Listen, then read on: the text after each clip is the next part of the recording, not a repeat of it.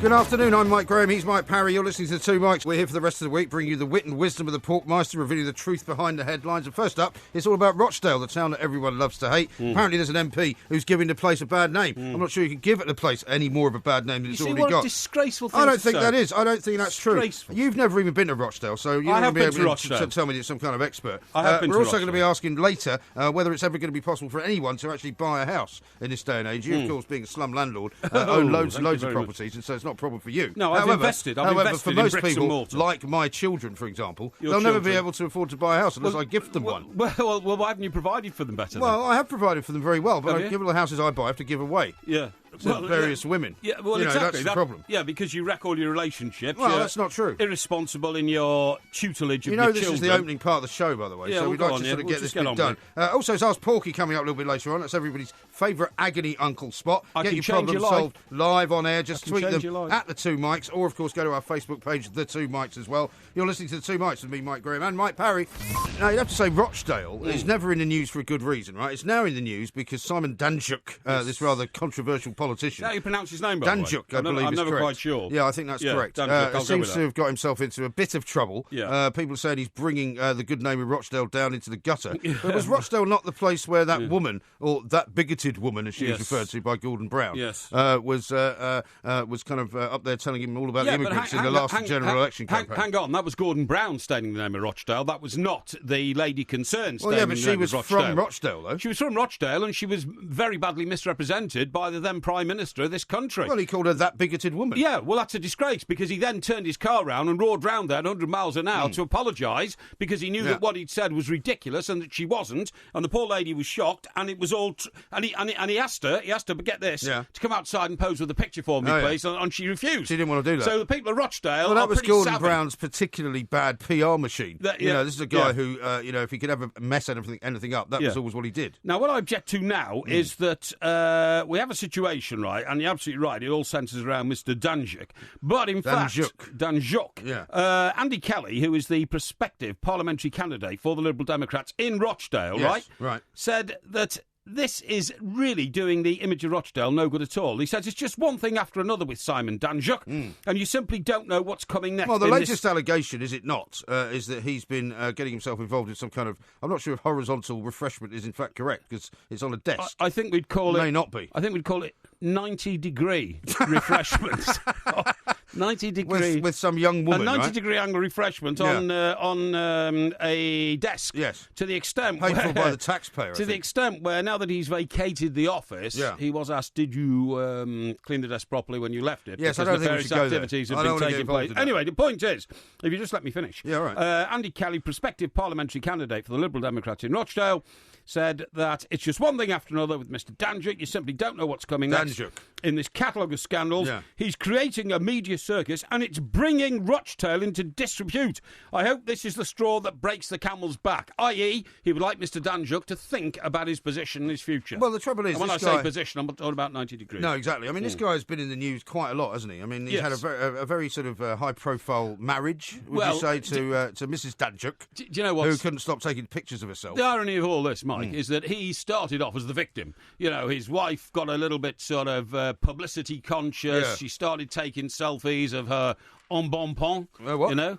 Her embonpoint. Embonpoint. You sure that's the right pronunciation? Embonpoint. Embonpoint. Yeah, Embonpoint. okay. Yeah, Right. okay. And You mean a cleavage, basically? yeah, the cleavage. That's Yeah. right. And that basically upset a few people, including himself. Yeah. So he then took the role of victim. Look, my rather loud and I think she's been on talk radio a couple of times, actually. Yes, Mrs. she has, Danczuk, actually, yeah. My loud and blousy wife, you know. So, anyway, okay. So they decide to separate. He finds a new girlfriend. She finds a chap. They're all out together as a foursome. Yeah. And then guess what? What? All of a sudden, allegations of impropriety in terms of his relationship behaviour are made against Mr. Danczuk.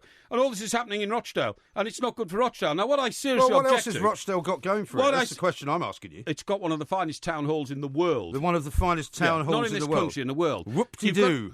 You've got to remember, mate, when the Industrial Revolution took place... It's a mill town, basically, isn't it? Yes, it is a mill town, and Gracie Fields comes from there. So that makes it a very famous mill Anyone town. listening to this has ever heard of Gracie Fields? Yes, they have. Really? Yeah, loads of them, yeah. I was going to sing "There's Bluebirds Over," but it wasn't that one. That would be very late. Wasn't it Down the Alley or something? What? What was Gracie No, I Fields? think we're going back to Danjuk again now. No, yeah, right. What was Gracie Fields' famous song? I don't know. It was. I don't know. It happened about a million years ago. No, hang on. I don't remember Gracie Fields. Me and Sally Down the Alley or something. I don't know. What was it called? Again, you're going back with Danjuk. I'm not interested in Gracie Fields. Yeah, but I'll think about it in a minute. Anna Friel comes from Rochdale. She's a bit more modern. Well, there you go. There you see. And that's all. She's the only famous person that's ever come from there. But you see, what I object to is that now the very sophisticated broadcaster who preceded us on this show, Julia Hartley-Brewer, an old friend of mine, as you know, can genuinely... What do you mean an old friend of yours? An old friend of mine. Well, we'll have to ask her about that tomorrow. Yeah, exactly. Yeah, why not? Yeah, I've known her from her Fleet Street days, from New York, all those kind of things. You're not going to say you discovered her or anything, are you? Oh, no, not at all. But, I mean, she has been an outstanding, journalist in print and when did you first encounter her?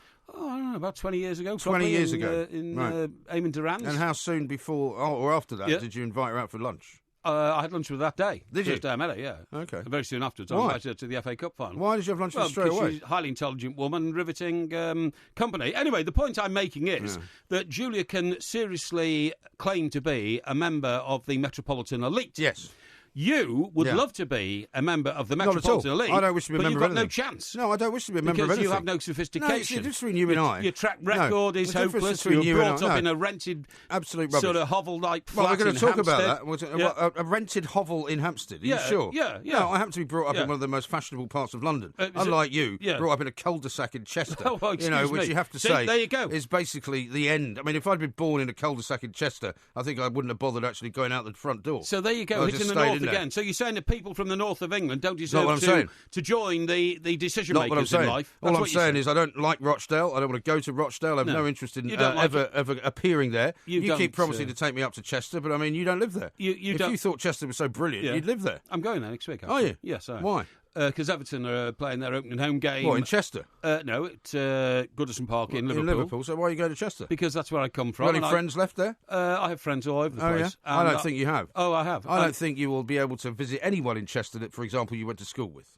Well, I'm a member of the King's School Old Boys Association. My picture. Are you going to pop into the school then? I might do. At least some photographic evidence. My picture's in the foyer of that esteemed school. Really? Okay. Yeah. Well, as most unlikely to succeed. No. As as one who did succeed, along with Daniel Craig, by the way. Daniel Craig. He didn't go to the King's School Chester, obviously. Well, so why is his picture in there? Well, it's not in there, but he comes from Chester. That's what I'm saying. Okay. Anyway, the point I'm making is, are you trying to compare yourself to Daniel Craig? Well, you're about the same height.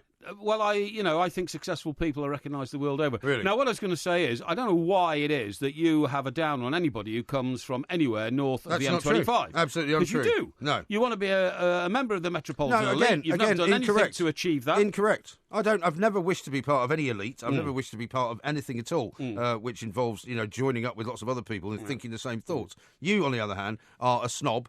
You think that by living in the south of England, it makes you a better person. You think that by driving a £43,000 Mercedes, that somehow that it gives you elevated status. Well, it makes you better than you driving around in a heap of junk. No, it doesn't. It's got 2 holes in its bonnet. It doesn't make you better than me because you've got a nice car. No, that's where you're completely wrong. No. And the fact that you are this part of a petty bourgeois snob is pathetic. I believe people should have an image, and your image is one of I've seen where you live. Whose lifestyle is rather, what should we say, tatty? No, I don't think so. I think so. I mean, everyone will correct you on that, particularly if they go and see on Facebook. We've just done a video just before the start of the show to tell people what we're going to be talking about. Yes. People will no doubt notice that I'm wearing a very nicely tailored pink shirt, which was bought relatively recently. Who buy? Who buy? What do you mean? Who bought the shirt? I bought the shirt. No, you didn't. Yeah, I did. No, I don't think you did. How do you know who bought the shirt? It doesn't fit you. Yeah, but it's a bit tight. So I think somebody else bought it. No. Who didn't quite know your right size. No, it's not true, no. Why are you bursting out of it? Because I've put a bit of weight on lately. Oh, why is that? Because I just haven't been doing much exercise. Oh, you haven't been doing much exercise? Not really. No. You exercise a lot, do you? No. No, exactly. No, not at all. So sorry. You've stopped doing I think it's partly, exercise. Is that right? I'll tell you what I think it is. I think it's because of the fact that we've been working such strange and unusual hours. Yes. Right? Somebody's actually tweeted earlier on that it's harder to find us than it is to find Pokemon at the moment because you never quite know where we're going to be. That's a bit. And harsh. so the thing is that because my lifestyle has slightly changed and I'm not working at night anymore, haven't done for about the last month. Yes. I may be eating at different times, eating differently, and just not doing as much walking as I used to do. Okay, getting back to Mrs. But anyway, I mean, what about this? 6,000 messages. 6,000 messages exchanged with a young lady, aged 23, who allegedly was... 6,000? Yeah, 6,000, that's what I'm saying. Over what period? Well, ever since you know her, which happens to be a few very weeks, long. apparently. And So say 1,000 a week. Yeah, That's an awful lot, isn't it? It is an awful lot of messages, yeah. And It's like more than 100 a day. yeah, well, it certainly is. Really? And I would have thought that, MPs had a lot better things to do. Well, it is the recess. Well, it might be the recess, but the point is, that's all very well saying it's the recess. They still represent their constituents 24 hours a day, 7 days a week, right, 365 days a year. Once an MP forgets that, they're toast. Yeah, exactly. Right? Well, he's helping out his constituents one at a time, obviously. He's certainly, that's what he's doing. Helping. Now, we're going to be talking to one of Paul them. Rowan coming up, former Lib Dem MP, Yes. about Simon Danjuk, because this guy knows And a little Rochdale, bit about... of course. Well, he knows a bit about Rochdale, this guy Paul Rowan, unlike you, Well, who've not given me one single fact about Rochdale, apart from the fact it's got a nice town hall. It's got a fantastic town hall. Well, I mean, that's ridiculous. How It's- can you only have that as a claim to fame? I think it's football club, by the way. It's the only club, I mean this, in English history, never to have been promoted. Is that right? I think so. They share a ground with the rugby league club as well. Yeah, Chester used to be on the same plane, the same level, and I was brought up in Chester, and we were always the bottom you've two mentioned teams that, in the, what was the 4th division in those days, Chester and Rochdale. We always had to apply for re-election. They've got which a you did in canal, those apparently. days.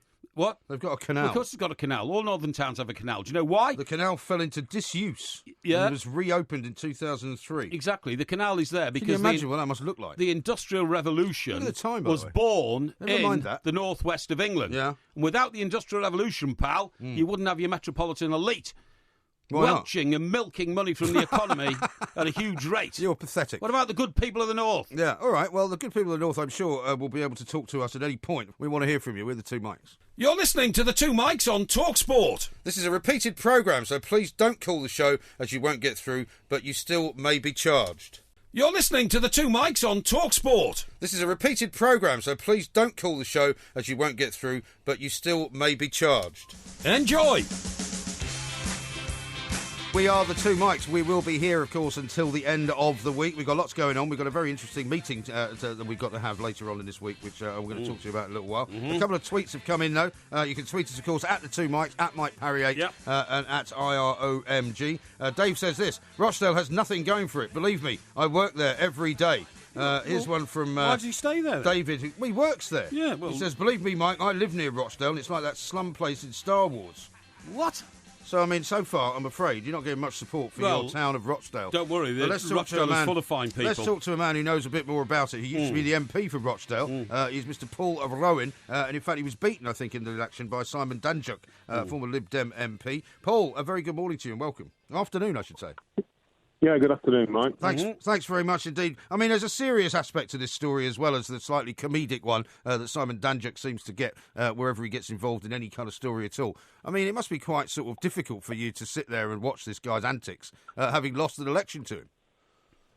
Well, it is, because the job as an MP is, I think you said earlier on, to look after your constituents. And I think when you become the story, it's time to pack it in. Exactly right. And I mean, what sort of a guy is he? Because I mean, I've not met him. He seems to be very kind of fascinated by women of a younger generation. Let's say. I mean, he behaves in a very odd way for an MP, doesn't he?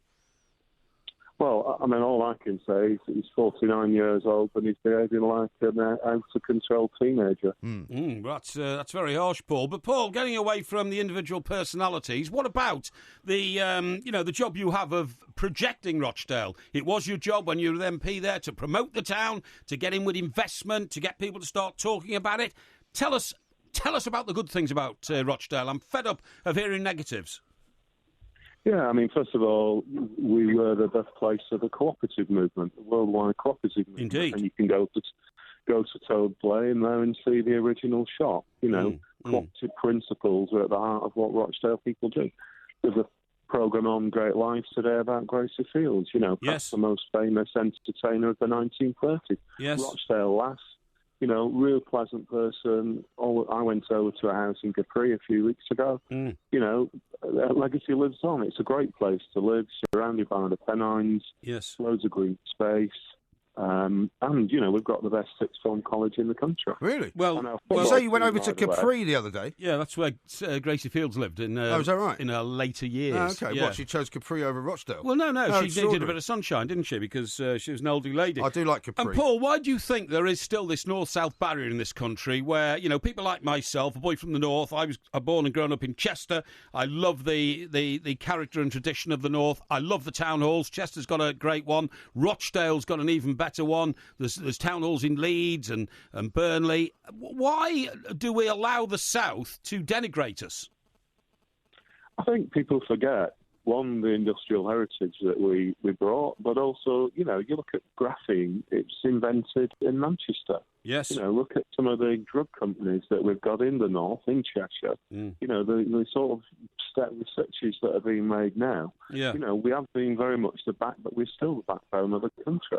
Oh, very much so. We haven't had the investment, and Theresa May's having a first meeting of this committee about industrial strategy today, and hopefully she'll begin to recognise that it's not just about London. I hope so. It's the metropolitan elite who've got their hands around the throat of the economy of this country. The trouble, Paul, is that people like my colleague here, Mr. Parry, try to drive a divisive kind of line between people from the north of England and people from the south of England, and I think it doesn't exist. There are those of us who believe that we are all actually citizens of the world. I don't think it matters where you come from, what country you come from, what city you come from, what part of Britain you come from, but there are those out there who would like to seek to divide us, aren't there?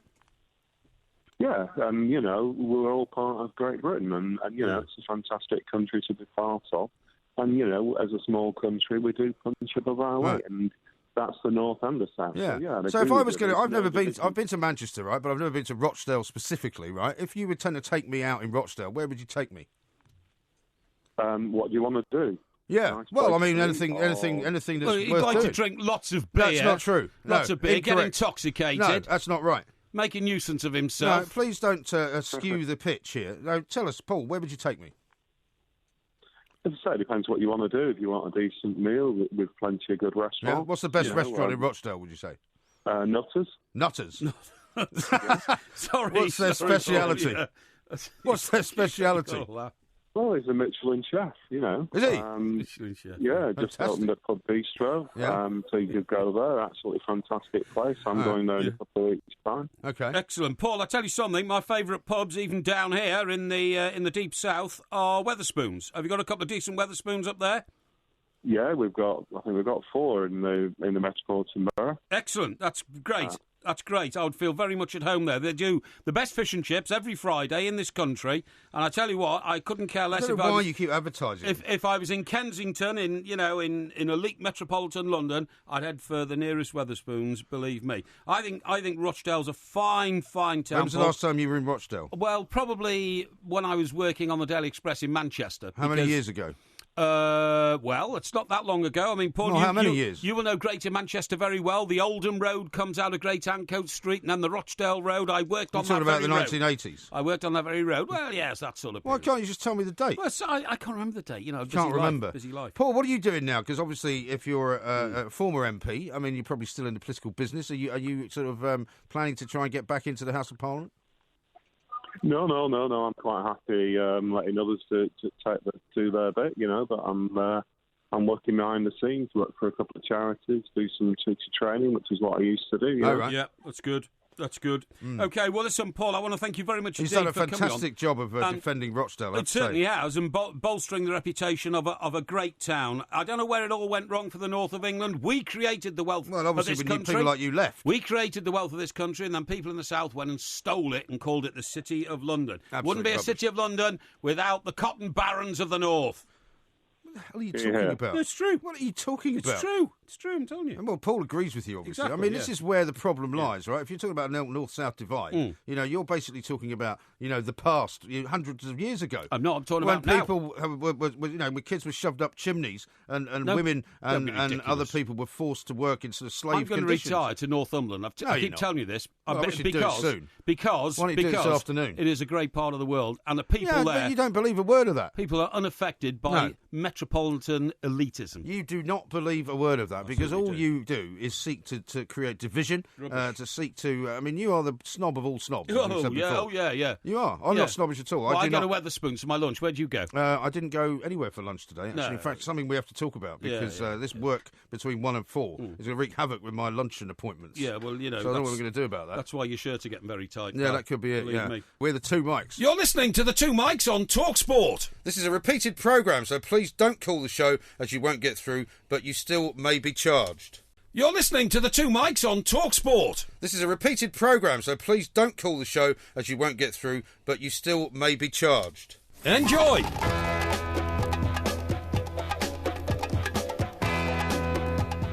We are the Two Mics. Got quite a lot of tweets coming in, by the way, and of course it is Ask Porky coming out a little bit later on. So if you want to hashtag something, Ask Porky, and send it at the Two Mics or at IROMG or at Mike Parry 8. A couple of ones from on the Rochdale front. Simon says the Rochdale Canal is full of old mattresses, used condoms, and copies of Porky's Rooney book that no one wants. Gemma says, MG, tell Porky he's trying to be something he isn't. And I think it is sad if money and an image rule your life. Well, what do you mean? I mean, no, you're always telling people that. I've actually got the evidence to prove that my antecedents in the north of England, my background, my upbringing... Which you deserted? No, I haven't deserted any of it at all. It deserted me. Why? In the sense that the industry in which I work shifted to the south. I had to shift with it. But I will go back there one day. Well, I mean, you said you worked for the Manchester office of the Daily Express, yes. which no longer exists. Why does it no longer exist? Well, because what happened was the technology of newspapers became so sophisticated, you could actually produce it all in one building, not three, which used to be London, Manchester and Glasgow. They still print it up there, don't they? Well, they don't even print it up there now. They print it satellite-wise in factories all over the country. Yeah, but they print it in Broughton presses. Still. Yeah, they do, in Broughton. But what I'm saying is they didn't want any journalists up there. Broughton's in North Wales, actually. It's not, it's not. It's near not. Preston. It's outside Manchester. That's right, it is, yeah. You're talking absolute rubbish. But there is a Broughton in North Wales, near Harden. Well, there may well be a Broughton in North Wales, but that's not where they print it. Exactly. Here's one from Becky, who says she's just seen the Two Mics trailer for the show. Is it me, or is Porky trying to morph into MG? Longer hair, bigger glasses. No. I think he's in awe of you. No, don't be ridiculous. I think that's true. Don't be ridiculous. And Paul here says, could Porky mention the Metropolitan Elite any more than he does? Yeah. Well, I'm glad it's getting through to you, Paul. I'm glad you're complaining that I'm repeating the word Metropolitan Elite, because that's what a lot of people in this country aspire to be, and that's what's getting rid of the culture of this country. That's not that true. We should cherish so dearly. No, that's not true. You keep mentioning over and over again as if you can create some kind of division, which is what you do. How about this one from Melinda? She says, the Danzig fast would be funny had they not hurt so many people on the way, which is also a very regular point. A very regular point, but unfortunately the public face and the public image of Mr. Danzig is he's turned into a figure of fun, and that figure of fun will lead eventually to people losing confidence he's kind of a pathetic in his figure authority. Now, he is a pathetic figure, I agree. I mean, he needs to just get a life and get his life sorted out, I think. agree. Now, the other reason that there's a north-south divide in this country, of course, is property, because as you well know, being the owner of several properties that you've never actually revealed,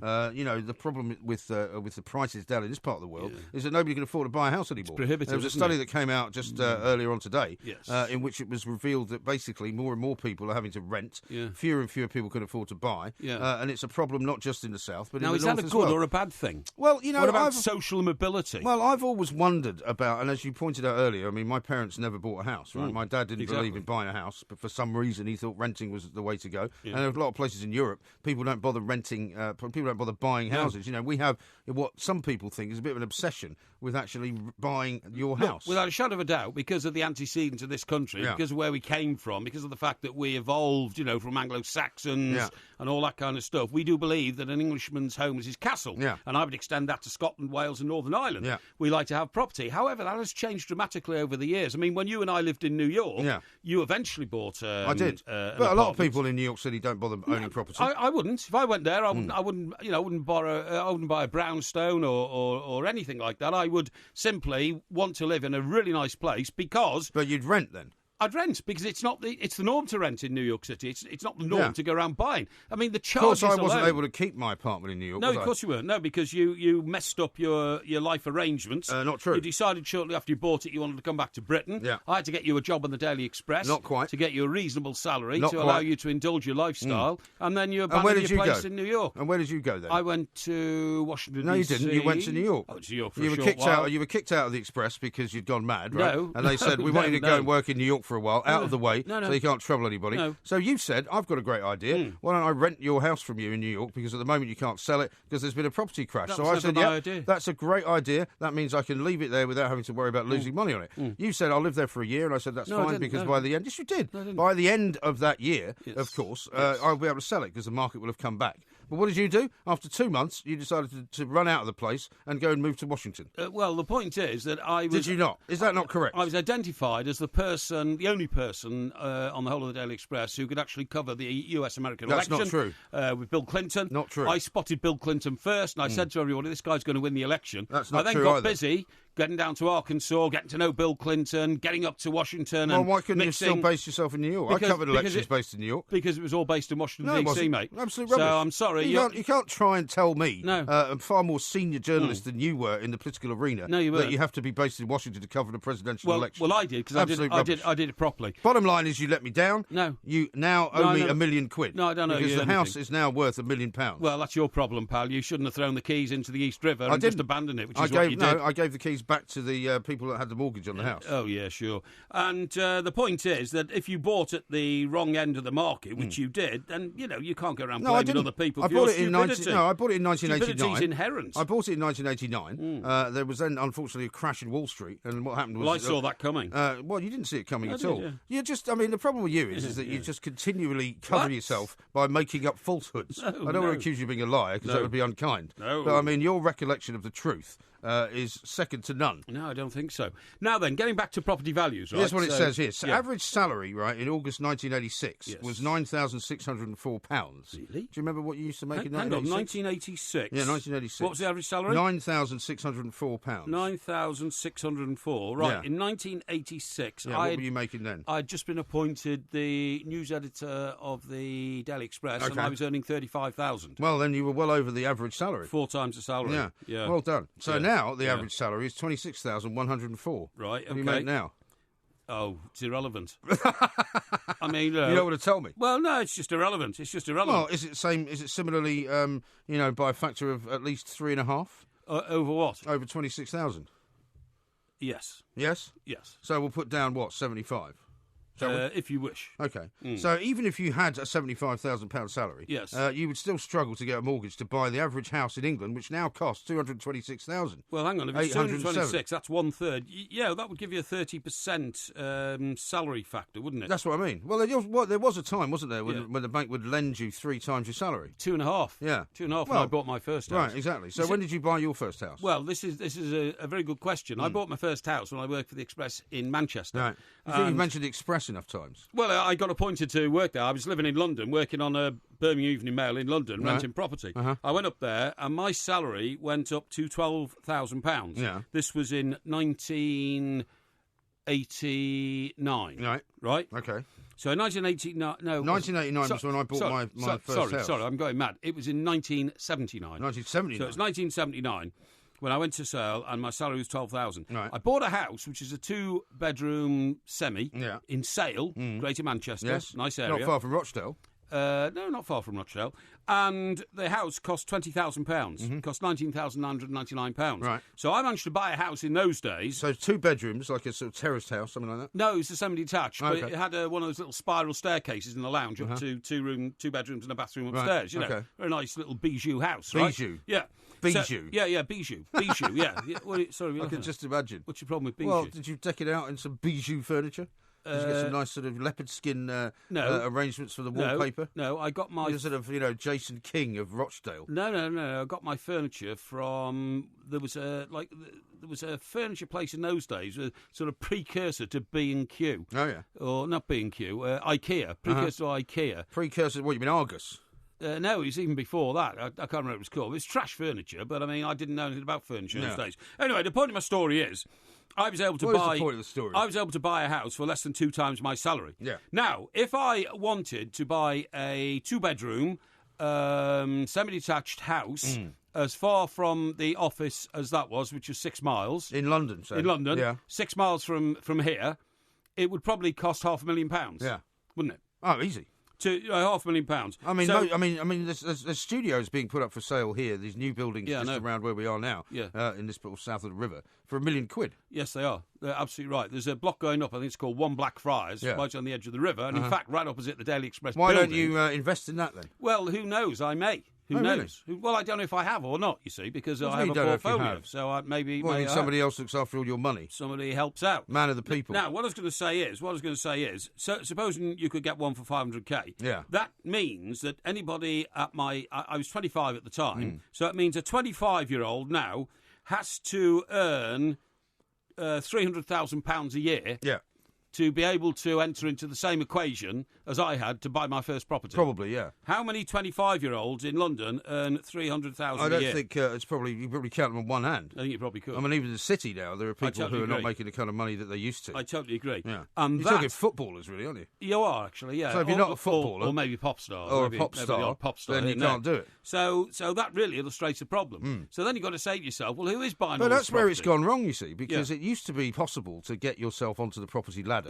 at some point or other. But now it is completely impossible. I mean, my daughter is 25. Yes. Right, she pays a ludicrous amount of rent to live in a part of London which is quite fashionable, but, you know, by no means luxurious, right? Sure. She can't possibly save money up to put for a deposit at any point in time. So maybe what we have to do is change the way we look at it and say, well, actually, perhaps renting is going to be the way forward. Well, I think it is, because, I mean, where is the money going to come from? I mean, everybody keeps talking about the bank of mum and dad. Yeah. But, I mean, generous as you are to your children, I know that you care for them dearly. I do. Where are you going to find $300K to help your daughter to get her first foot on when the you first rung of the property when you ladder? return your first instalment of the £1 million that you owe me, then I'll be able to house my children. Yeah, well, that's what I'm looking forward to. And not only am I looking forward to it, they're also looking forward to it. Yeah, well, dream on, pal, because that will never happen. You're just going to Welsh on it, are you? No, I'm not going to Welsh on anything. I never came into any agreement with you on property. By the way, in those days, that property was worth what, $110,000? Well, I paid $230,000 for it. Well, what a muck! In 1989. What a muck! Why was that a mug? $230,000. It's worth $1 million.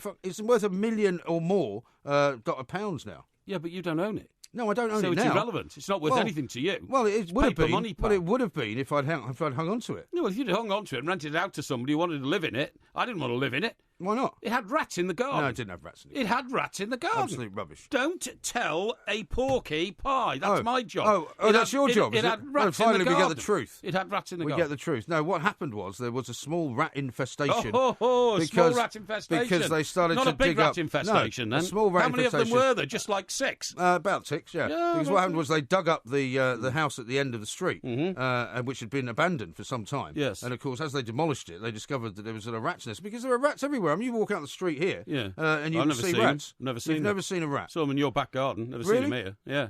Absolute rubbish. No, it's not. Absolute rubbish. Cockroaches as well. Have you seen the time? Yeah, I've seen the time. You know, you've got to keep you very, want to stop very talking close about eye. this rat-infested dump that you bought. When you're on talk radio, you need to be very much more conscious of the time. You can't just willy-nilly waffle on. Oh, really? Thanks very much indeed. I just needed that lesson in, arch broadcasting. Yeah. Because Paul says this, can Porky mention the Metropolitan Elite anymore? Yeah, but I mean, that's what you aspire to be, so I thought I'd give you the opportunity to deny you are a member. We'll do a few more tweets. We got more guests coming up on the show as well. We've got lots more to talk about, not just Rochdale, not just the North-South Divide, not just housing. We are the Two Mics. You're listening to the Two Mics on TalkSport. This is a repeated programme, so please don't call the show as you won't get through, but you still may be charged. You're listening to the Two Mics on TalkSport. This is a repeated programme, so please don't call the show as you won't get through, but you still may be charged. Enjoy!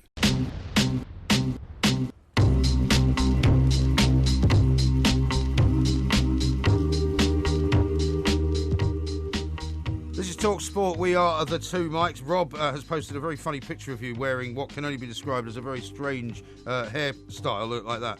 Because, of course, he's referring to what we did last week. Yes. Which was popped to a blow bar. He says, come on, Porky, MG's been. Now it's your turn for a tosh-up at the Blow Dry Express. I think not. People are still complaining, by the way, that the video doesn't work. Now, all I can say is that we are going to try and get it re-uploaded onto YouTube, onto Two Mics TV. Yes. This is a video where you can see on YouTube where I went to this amazing place in Liverpool Street, around the centre of the London financial district, and got myself kind of done up. Is the best way to describe absolutely, it. By a very, very lovely young lady who works at, who owns, in fact, the Blow Dry Express, Sarah Jane.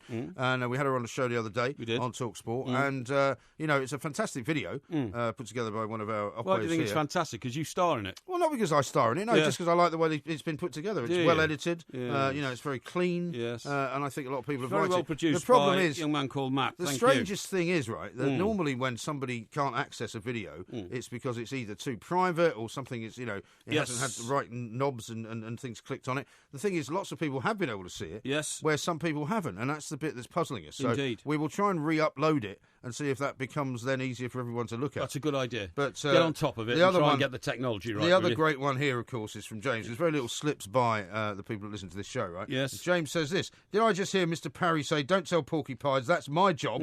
Finally, the truth comes out. No, the truth doesn't come out. Well, that's what you said. It was an obvious reference to my pseudonym, which is Porky Parry. No, it was not a reference to the fact that I have constant lies that you tell. That I ever tell untruths, because of course I don't. I've never been caught out telling a lie in my life. Yeah, right. Now, I think you have. No, I don't think I have. Did you read that incredible figure this week that 6 billion less plastic bags have been sold this year than last? I did see that. It's amazing. Well, funnily enough, when the people in Scotland brought in the plastic bag tax, when the people in Wales brought it in, they all said, I don't know why you people in England are making such a fuss about the plastic bag tax, because basically we've had it here for ages. Yes. And when we went to Cardiff to do one of our live shows, and I stopped on a motorway service station with my daughter, and I went to a McDonald's to pick some food up because it was the best thing to get. Stuff your mouth, Well, it was the best thing to get, and we were in a hurry, right? Yeah. Because I, of course, when I come to the live shows, I have to bring all the stuff that we sell. I have to bring all the posters. I go in a first-class seat on a train. Yeah, and bring nothing. Well, other people have to organise those sort of things. Other people? Yeah. Well, like me. Well, if necessary. Well, how about next time we do a show somewhere like Whitley Bay, you take all the stuff in the car? Well, why don't you? My back won't allow me to drive long distances, so I prefer to go on the train. You are such a charlatan. It means I'm in better shape for the show that night. My point is that in Wales, not only do they have a plastic bag tax, but they have a paper bag tax, right? Yeah. Because when I was when I was standing there, right, I'd ordered a couple of things, and obviously she said to me, the girl behind the counter said, "Do you want a bag?" Yes. And I said, well, what do you mean? She said, well, do you want a... I said, well, I don't want a plastic bag. I said, just give me a paper bag, like normal, like you would in a McDonald's. Yes. And she said, yeah, well, we have to charge you for that. Yes. And I went, you're going to charge me for a paper bag? Yeah, how much? 5p. Okay, did you take it? Of course. Yeah, because otherwise, if you you sometimes see these idiots in supermarkets walking out with sort of armfuls of stuff. Yes, indeed. Which inevitably they drop. Indeed. And which inevitably causes a mess. And then they have to go back and buy something again. Yeah, sure. I mean, I don't mind paying 5p for a bag, but I think if you're going to charge for paper bags as well... Yeah, I agree. Isn't that mad? I agree. What do you mean you agree? I agree. You agree with what? I agree that it's mad to charge for paper bags, because paper bags are supposed to be, like, they rot. What's it called? What do you mean, they decompose? Yeah, there's a better word than that. A better word? Well, you're the wordsmith. Yeah. The word is... What is it? That they... Which word is it? Well, it's like plastic is supposed to not rot and paper is supposed to rot. Doesn't corrode. Yeah, that's right. What's the word I'm looking for? It's... I don't know. Self-degeneration, is it? Self-degeneration. I think is the word. I don't think that's the word. So what do you think the word is? Well, I've told you. It basically, it doesn't Anyway, listen, what I found out is, because I studied journals in this, psychology journals and all that. Psychology? Yeah. Do you know how we got there with these 6 million less bags? How we got where? It was to reducing the sale of bags. Is it 6 billion, did you say? 6 billion. Right. 6 billion less bags given out over a 12-month period. It's amazing. Yeah. What it is you make people feel guilty about using them. You don't tell them that they're bad people or it's a bad thing and all that. And it's called nudging. It's called nudging, right? Yeah. And what you have to do is you have to sort of make people enjoy contributing to the well-being of society. So, for instance, did you know that in some US towns now, they have like litter bins, right? And you know that, of course, basketball is very popular in America. Basketball is. And some of the basketball stars are the highest paid stars on earth, right? Yes, that's correct. So you know what they do? When they go to areas where they see kids, who are, playing or something like that, or young teenagers around skateboarding or something like that, what they do is they put a basketball hoop over the bin. Right. And then what the kids do is they have a competition by rolling up their litter and putting it in the bin through the hoop. What, you're saying this means there's less litter in the area? Yes. Well, yes. You know what? If you go to any country outside of this country, yes, there's very little litter anyway. We are the worst littering country in the entire world. Yeah, I agree. I've never seen litter in another country. I agree. You never see it in America. But this is called nudging, mate. This is called nudging. I'm trying to educate you, right? Now, what's the other one? Why are you calling me mate? Sorry? Why are you calling me mate? Well, I'm not particularly calling you mate. I'm just trying to, You just did. Get your attention. Yeah. Now, for instance, when we stay in hotels these days, yeah, you get this kind of, do you want to have your towels washed today? Yeah. And have a new set of towels. They say to you, if you're staying for a period of time, you don't need to wash them every day because it's economically or ergonomically bad. They've gone further than that now. Guess what it says now? What does it say now? It says now. What it says now in the hotel is it says 73% of the previous 100 guests who've used this room have opted not to have their towels washed every day. I couldn't care less. Would you like to join them? No. Well, you Immediately, I'd say no. No, well, you say I No, would. I want you to come in and wash everything. No. Wash it twice. Well, why? Why would you say that? Because I don't want to be argumentative. No, because I don't wish to be part of any group. I'm actually quite sort of pathological about it. I do not want to be part of any group. They even say this, listen, 75% of guests who stayed here in your room, 313, reused their towels. Really? Yeah. Similarly, in one controlled UK experiment... what's the point of going to a hotel and reusing the towels? What? What's the point of going to a hotel and reusing the towels? Well, if you're in a room and you get up in the morning and there's 6 towels in the room, you use one of them because you come out the shower and another one you use more than one, to wash your face. Right, use 2 then. Yeah. Then I don't think that you need all the towels replacing every day. Well, no, but you need the ones that you've used replacing. Well, do you? I'd throw them over the top of the shower and say, well, they can dry it for you're tomorrow. a filthy individual. No, I'm not, actually. Yeah, you are. Now then, what about this one? This is the most ridiculous one. Tax inspectors have started sending out letters to people saying...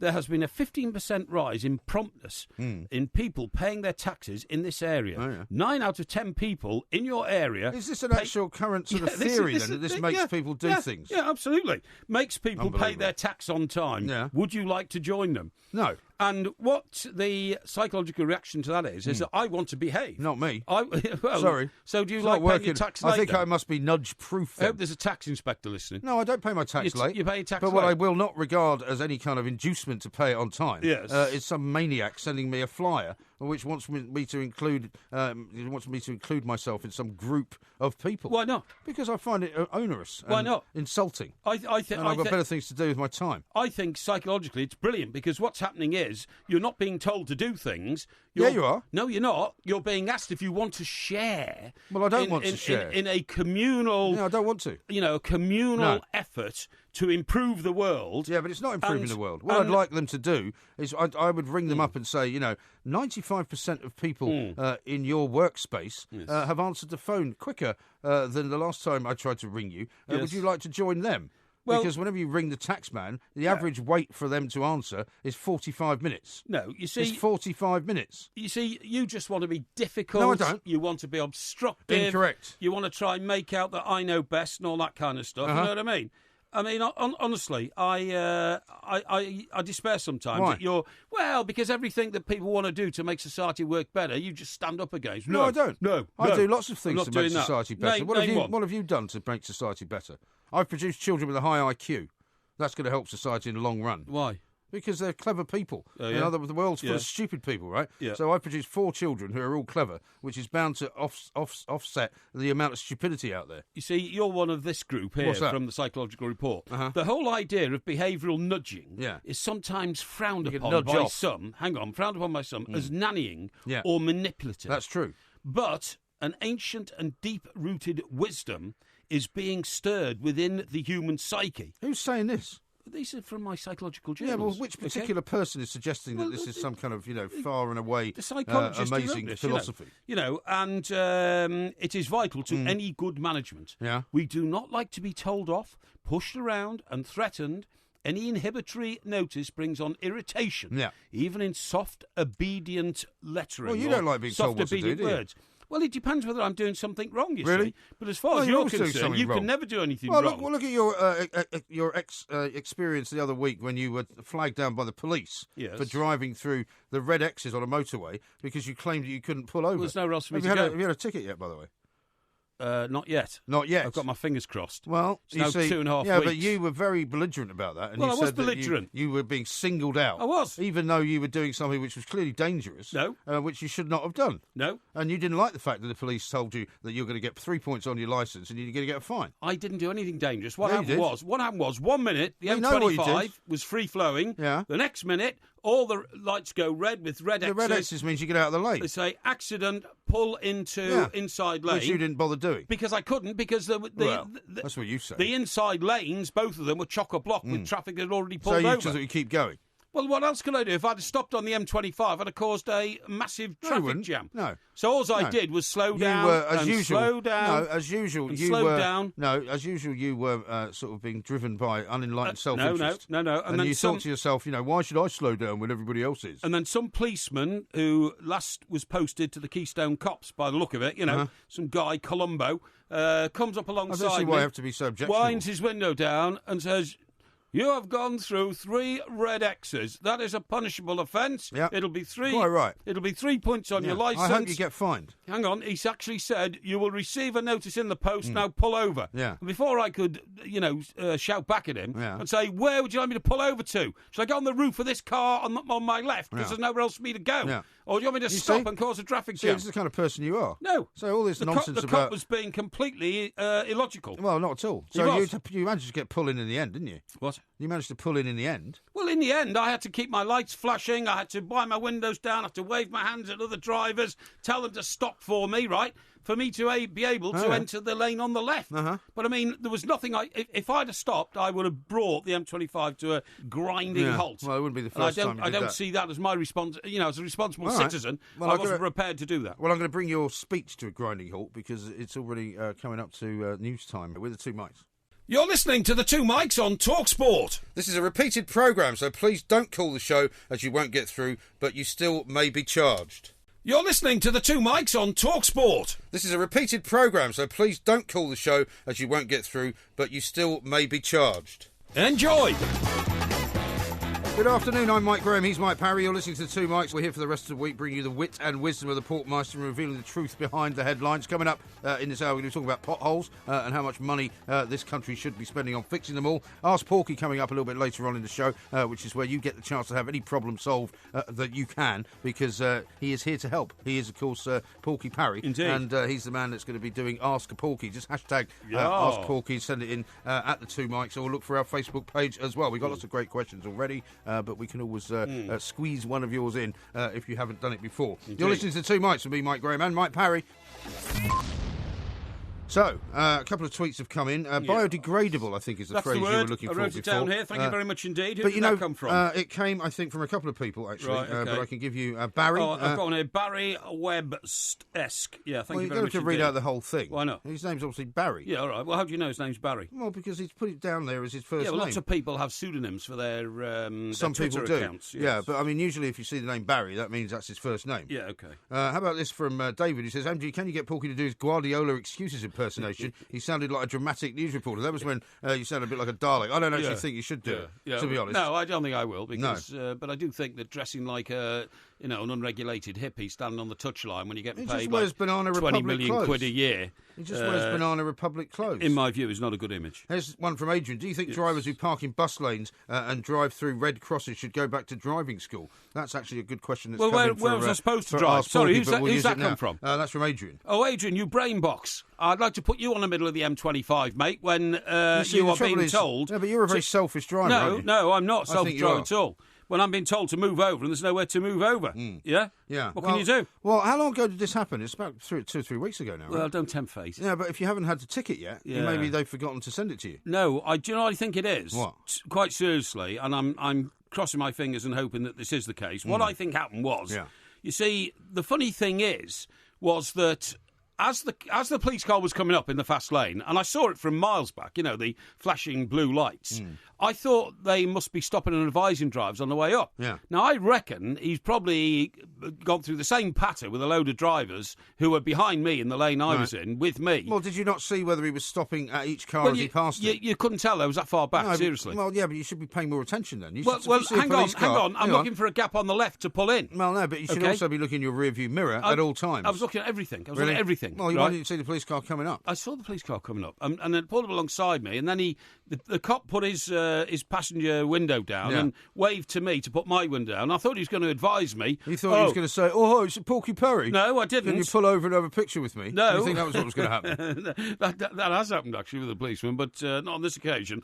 And I thought he was going to say, "Don't worry, sir, it's only 5 or 10 minutes to the crash," and then and which he said, "You've been through 3 X's." You're very naive, aren't you? Well, I suppose I am. Yeah, motoring offence. You'll get 3 points on your licence. Letter will be in the post. And I think he was trying to frighten me. You see. And I was gobsmacked, to be honest, yeah. And I reckon he must have done it to another... Because you don't ever think you've done anything wrong when you're driving, do you? I was trying to do it right. But anyway, look, we've talked about all of that. Talking about driving and cars, right. I should tell you about a guy that met me this morning, actually. I was coming out of London Bridge Station earlier on this morning. Okay. And as I was walking out through the hordes of people, because, of course, now that we're on a slightly different time, we had something to do this morning which we can't talk about. And obviously... Well, we can talk about it later. No, I don't think we can. I don't think we can. No, it's just like a secret meeting. We're not supposed to talk about that. Secret? It was a secret meeting. Okay. Yeah, we can't talk about it. All right, okay. You know, I don't know why you want to bring everybody else into it. You have to tell everybody everything. I mean, you're about as subtle as a sort of punch in the face. I don't have a clandestine lifestyle. Really? You do? No, I don't. Oh, yes, you do. My life is an open book. Oh, yes, you do. No, I don't. Oh, my life is an open book. You have had in the past a clandestine That's lifestyle. Not true. I wouldn't say that. Well, I certainly would. No, anyway, who's this chap you saw outside Anyway, London no, I Station? was walking out with all the hordes of people who were going to work this morning. Hordes? That's a nice way to talk about the millions who listen to the radio stations we work for here in Talk Sport, Talk Radio Towers, isn't it? It's a descriptive word to describe a lot of people. Hordes? I don't think so. Well, do you think hordes is somehow an insult? Yeah, I do. Well, yeah, but you're wrong then. Hordes means, an unruly gaggle of people. Well, why don't you say gaggle of people. The commuters? Well, because there were hordes of them. Yeah, but they were the commuters. You don't understand English, do you? Get on with it. Come on. All right. Anyway, so I heard somebody shout, "Mike!" out of the sort of the darkness of the That's station. funny because I wasn't there. Yeah, you weren't, and I thought that doesn't sound like you. I thought to myself, but I didn't know who it was, and I turned around as you do when you're walking, as you hear something, and I looked back and I could see this one character, very nice-looking young man, just kind of smiling at me. But I wasn't sure if it was him that had said it. Right. Because you're not really ever sure. You're not. And I sort of smiled back vaguely, weakly, I suppose you would say, and I kept walking. And the next thing, he had caught up with me. Right. And he was a very, very well-dressed young man with a big pair of headphones on, okay. Wearing a suit. Like Boom, whatever they're called. Boom, whatever. Yeah, what are they called? What do you mean, like Beats? Boom Beats, yeah? Not Boom Beats. All right, no, Beat Booms. Beats? Not Okay, Beat Booms, Beats. just All right, Beats. yeah, go on then, yeah. Well, it might have been Beats, I don't know, I didn't check. Yeah. I didn't ask him what make they were. Okay. And he said, "Mike, I can't believe I've seen you." Oh, couldn't And he said, "I'm listening well, to you know your-" why that is? It's so early. He thought that you'd be bladderated from last night. funny And enough, still he actually face said- down on your lounge floor if you've got a lounge. Yeah, I have got a lounge, actually. Yeah, thanks for asking. Yeah, go on. You're never coming there, though. No, I'm well, I never don't gonna want to. invite I you don't there. want to. I don't want to. You wouldn't be able to get up the stairs, do you? 3 flights of stairs. You haven't got a cleaner. And only one I have, actually. She cleaned the place on Saturday. Is that once a week? My daughter got me a cleaner. Oh, your daughter got you a cleaner? Yeah. Yeah. Well, how often does she come round? Once a month? She comes about once a month, yeah. Once a month. What's wrong with that? Once a month. Well, how often does your place get cleaned? My place gets cleaned on a very regular basis. Right, like how often? Well, it depends which home of mine you're talking about. Well, let's just talk about the one you normally live in Surrey. Stockbroker belt every 2 weeks. Every 2 weeks? With ironing and washing in between. What's your problem? Ironing and washing in between? Yes. Well, I don't iron anything. Yeah. Well, no, I don't need anything ironed. ironed. My shirts are pressed at the dry cleaners. Anyway, will you get on with this story? Anyway, so he said, "Oh, I can't believe I've met you." He said, "I'm listening to you now on the podcast." Really? He was listening to the podcast. God, what a and he sad said, life this man's Have you got. just got? What do you mean a sad life? He's one of our fans. Oh, you can't talk about people like that. No, right. And he said, "Have you just finished work?" And I went, "No." And he kind of was a bit flustered. I don't think he knew what to say. Right. He said, what are you doing now? I said, "I've got to go to a meeting, which is secret, so I can't tell you." The secret meeting. Yeah. Okay, yeah. And he said, "Oh, it's fantastic to meet you." Shook hands, and off he went. Very happy. What about the picture? He didn't ask about you, and he didn't ask for a picture. He didn't want a selfie with you? No.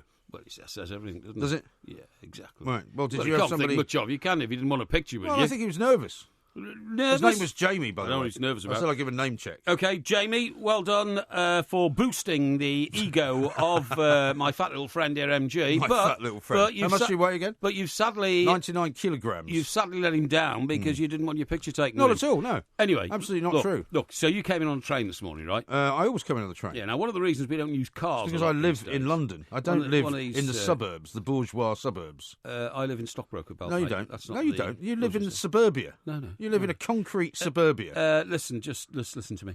Now then, one of the reasons why it's difficult using roads these days is because of the amount of potholes. Yes, so we're going to be talking to Roger Geffin about that. We certainly are. Policy director of Fill That Hole. Exactly. Now the thing might is... have some advice for you. I think that Roger's actually a policy director of an organisation which largely deals with cyclists, right? Now, I've had my differences with cyclists because of the amount of cycle superhighways that have been built in London, reducing traffic to a crawl all on a daily basis, and it takes you 32 minutes to get across London Bridge in a taxi. Well, it takes Costs you 32 minutes. £16. Well, it takes 32 minutes to get across London Bridge when you have to go across it twice, which you managed to do today. That was a bit because of a after our mistake. secret meeting, which you can't talk about, you managed to leave your phone behind. I did, and so we had to go back to get it. Yeah, we did actually, but that's. Absolute nightmare. Yeah, well, it's hard enough getting across London Bridge without having to do it twice. I agree. Anyway, listen, hear me out. Now, we're going to talk to Roger. Now, the thing is, for once, Roger and I, he being a cycling chap and me being a sort of pro-motoring type individual, are on the same wavelength because we're both protesting about potholes in this country. Right. Now, for instance, reading my policy journals on transport in this country... Yeah. Which ones in particular do you get? Well, don't worry about it. The estimated cost of HS2, which is high speed to the railways, which is going to increase journey time from London to Birmingham. Birmingham. Going to decrease it. No, it's going to increase it by about 18 minutes. No, it's going to decrease it. It's going to decrease it. That's right. Yeah, sorry, that's right. Yeah, you got it right. Yeah. What's the point of making a faster train that takes longer? Yeah, it's absolutely right. Although, wouldn't it be ironic if, in fact, you got on the train and you're sitting in a signalling problem, and suddenly the ordinary train goes past just you? goes shooting past. Yeah. Anyway, so it's going to decrease your time up to about 18 minutes, like anybody needs to get to 18. Needs 18 minutes knocked off their journey to Birmingham. Has anyone worked out how many minutes per pound that's going to be? Well, it's going to cost £90 billion, they reckon now, with all these tunnels they've got to build. Because 90 billion. Well, George Osborne's mates objected to the HS2 going past their house, so the decision apparently was, we'll dig a tunnel under where my mates are and all this kind of stuff, right? So it's 90 billion. Now then, what I found out is that a comparative figure to mend every pothole... That's about 5 billion a minute is basically what you're going to be talking about. Yeah, that's right, about that, 5 billion a minute, So the comparative figure to mend every pothole in this country, which would save the lives of cyclists and stop the possibility of me wrecking my car, which has got very expensive wheels and suspension, right?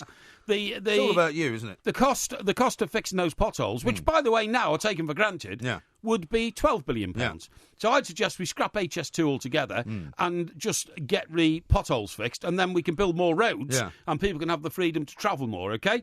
That's my suggestion. Well, I wonder whether you will find that Roger agrees with you, Roger Geffen, because he might say, actually, he's all in favour of people getting on trains. Oh, he might do. It means it takes more traffic off the roads. He might do, but how's he going to solve the pothole problem unless we unite on this one and have policy? Do you know that Mercedes cars now are built, I'm told, although I'm not a mechanical expert, with a built-in factor...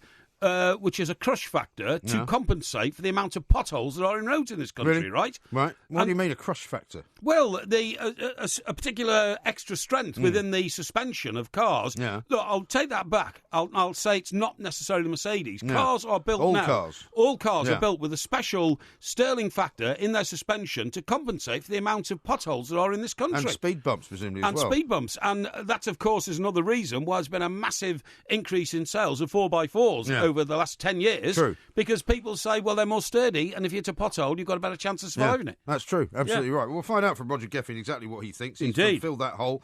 Policy director. He's coming up next. You're listening to the Two Mics on TalkSport. This is a repeated programme, so please don't call the show, as you won't get through, but you still may be charged. You're listening to the Two Mics on TalkSport. This is a repeated programme, so please don't call the show, as you won't get through, but you still may be charged. Enjoy.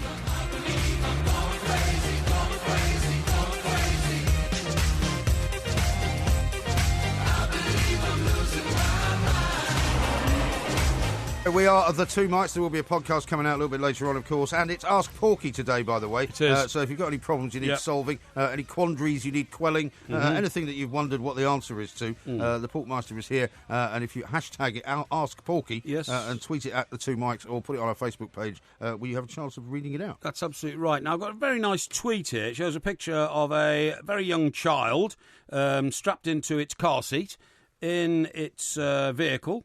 Its vehicle, yeah. Well, can you not tell whether it's a boy or a girl? No, it's young. It's a very young baby. And it's from Scott, and he says, in the camper, finished work, so I don't know what that means. It means he's finished work. And he's got his camper van. Yeah. Don't know why I drive around in a camper van, but... Well, maybe he's on holiday. Yeah, it could be, of course, yeah. But do you not normally work when you're on holiday, do you? Well, you can do. No. Anyway, he says... Why make it so complicated? Well, because it's rather complimentary, and I just wanted to sort of... Complimentary to you? No, to both of us. All right. He says, listening to the hardest working planks on the radio. Yeah. The Two Mics on Talk Radio, superb. Yeah. So that's rather nice, isn't it? That's nice, but so I want to say thank you to Scott. Rather unnecessarily self self-aggrandising. No, I don't think you think should so. read those kind of things out. Why? Because it sounds like you're bigging yourself up. No, and you should actually be confident enough not to worry about that. No, it's not at all. What I feel is that if Scott and his ilk spare the time to send us a note, particularly when they have to stop the camper van, check that the baby's all right, send us the note. We then have to sift through it and make sure it is fit for reading, okay? Right, okay. I think then we owe it to Scott to actually read it out. Yeah, okay. So I want to thank Scott and anybody else who wants to send us a We do have message. a guest waiting to talk to us. Because, of course, old MG doesn't like reading out your messages because it takes away the amount of time that he can drone onto you. We've just lost the guest now. That he can drone onto you. The guest is now gone. Excuse me. The guest is waiting there, and he's now gone. Yeah, well, he's there, don't worry. No, he's not there. No, he's not. It's just, don't worry. We'll have to get him back now. We're just hiding. Can you not just stop the line? Bigging yourself up so that we can talk to Roger? I'm bigging up the listeners. They're the ones who are bigging up. This station's about the listeners, not about you or me, okay? Okay. Good. Are you ready now? Yes. Have you finished? Yes. Let's talk to Roger Geffin. Indeed. Who has got some views on the whole pothole situation. Roger, very good afternoon. And I'm Hi, Rog. terribly sorry to have to keep you waiting for such a long time while Mr. Parry was busy bigging himself up there. That's all good. Thank you very much indeed. Now, he's obsessed with potholes, and funnily enough, it can be very damaging to a lot of cars, but you're from more of a cycling perspective. It's actually very, very much more dangerous for cyclists to go into potholes, isn't it? Well, absolutely, yes. I mean, clearly, for drivers, it can be a serious inconvenience because damage to the motor vehicle, and people are rightly concerned about that. But for cyclists, they can cause very serious injuries and even the odd fatality. We had one of our key volunteers who'd won a volunteering award the previous year was killed in a pothole. We had a case where there was a serviceman who returned from service in Afghanistan only to be killed on a pothole on our own roads in Britain. So it is a serious issue.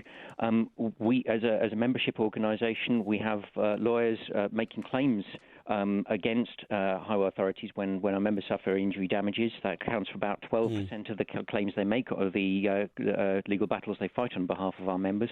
We would much rather the roads were being filled properly, repaired properly from the outset, rather than filling up with potholes and then having to make claims against local authorities. And that's why we run a website called Fill That Hole, to enable people to report potholes to the local authorities. Yeah. Sorry, I was just going to say, what's the process if people do report a pothole to a local authority? What is then supposed to happen, and does it happen? Well, actually, on the whole, it does. Just to describe the Fill That Hole website, you can go on a map, you can just click on the location where it happened. The website works out which part of the country you're in, so you don't have to decide, are you in Lambeth or Southwark or Islington or Camden or wherever it is. You go straight through to the right email address and the right local authority. Report goes in, and they can send back a link to the person who reported it to say when they fixed it. Actually, most of the potholes do get reported, from which we have learned that local authorities generally have a difficulty finding the staff to go out and look for the potholes. But when we as road users, cyclists and other road users send in those reports, they generally get fixed, not least because each report comes up on our map as a little flag, so you can see whether somebody else has reported it already. And if the local authority doesn't report one that's been reported or doesn't fix one that's been reported already, they're much more likely to be held liable for the damages if they can't say, well, the pothole wasn't there when we last looked at the road. Yeah, or we didn't know about it or something like that. Yeah. Now, Rog, this is one issue which I think cyclists and motorists are at an accord with, you know. Absolutely. There are plenty of others, but this is certainly one of them. Yeah, this is certainly one of them. And I do remember the tragedy you just talked about. I think it was a middle-aged lady, wasn't it, who came off a bike when the wheel went into a pothole. She came off a bike. That's right. She was very badly injured, and that's a terrible thing. But the reason that we've asked you today to help us out here is for two reasons. Firstly, I have come across a report which says the proportion of vehicle breakdowns caused by pothole-related damage has more than doubled over the past decade. I know that doesn't relate to cycles, but that's an indication of the fact it's getting worse. But worse, I came across this was in the report. It says, in a money-saving move, Perth and Kinross Council in central Scotland have declared that potholes must now be 2.4 inches deep, which is 50% more than previously rated. What do you mean to actually qualify as a pothole? Hang on, before they will consider filling them. So what I'm saying is, Rog, despite your hard work, despite the work of the RAC, who are on the case, we're losing the battle, aren't we? That's certainly the Perkin-Ross decision is certainly alarming. We're very concerned that they don't seem to have looked at the safety implications of that change of policy. It's just been done, as you say, for money-saving reasons, which should not be a legitimate reason for making safety-critical policy changes like that. Yeah. So no, we're absolutely concerned. We are concerned that national government should be providing more funding to local authorities to enable them to fix the roads. I gather you've been talking about HS2, but there's also Indeed. a £15 billion road building programme. We're set to see the doubling of new road building, when in fact an AA survey of their members said that drivers are much more concerned to see the roads we've got fixed properly than building lots of new ones. So again, there does seem to be a kind of misdirection of priorities. Yeah, I think you have to look around as well, don't you, at different parts of the country. I mean, whenever I go on the M1, for example, there seems to be huge tracks of it which are down at 50 miles an hour and have been for the best part of the last 2 or 3 years. And I don't know quite what they're doing, but it's narrow lanes and it's quite dangerous when there's a lot of lorries on any given day. I know that cyclists aren't on that particular part of the road network, but I mean, you know, what are they doing there? Can't answer that. I can't answer that one, but I mean, I would make the point that it's every bit as important, if not more so, to be doing proper maintenance of the local roads where. Particularly in winter, where older people are trying to get out on, often left housebound when ice isn't cleared quickly in winter. It's the local roads which are used by the pedestrians and cyclists, by the school children, by older people for those little local journeys. We tend to think in transport about the big transport infrastructure, but most people's journeys are local. And if we enable more people to make those local journeys by walking and cycling, it'll be good for our health, good for the environment, and fixing the potholes to enable people to do that without the discomfort and the risk of very serious injury or in very occasional cases of death.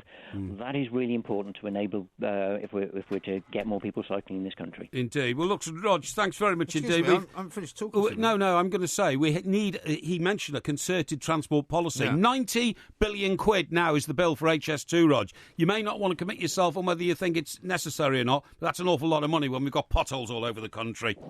It is a lot of money. So too is the £15 billion road building programme. I think it's absolutely right. We need to be spending a greater proportion of our transport spending needs to be going on enabling people to make those local journeys, those day-to-day local journeys to work, to school, to the shops, safely and conveniently by walking or by cycling, instead of the tendency the government ministers tend to have with big mega projects which don't actually meet the day-to-day needs of people to just get around for those local journeys, particularly, as I say, by safe and environmentally friendly and healthy transport. Very possibly. What is Jagri? Thank you very much indeed, Roger. I didn't have time to ask the last question, which was going to be, surely most of the pothole damage is done by trucks and big no, vehicles. It's not. It's done by frozen weather, which is then replaced by sunshine in the summer, and not enough grit is put down on frozen roads, so the tarmac freezes, and then when it comes back to normal temperature, it cracks. No, it's nothing to do with trucks. Really? So potholes. Well, you think a rubber tyre on a truck can cause a pothole? Yeah, of course. You lemon. Don't be ridiculous. That's a bit harsh. It is. Thank you very much indeed. I'll be telling you something about a bit of a vigilante pothole fighter coming up in the next bit of the show. You're listening to the Two Mics on TalkSport. This is a repeated programme, so please don't call the show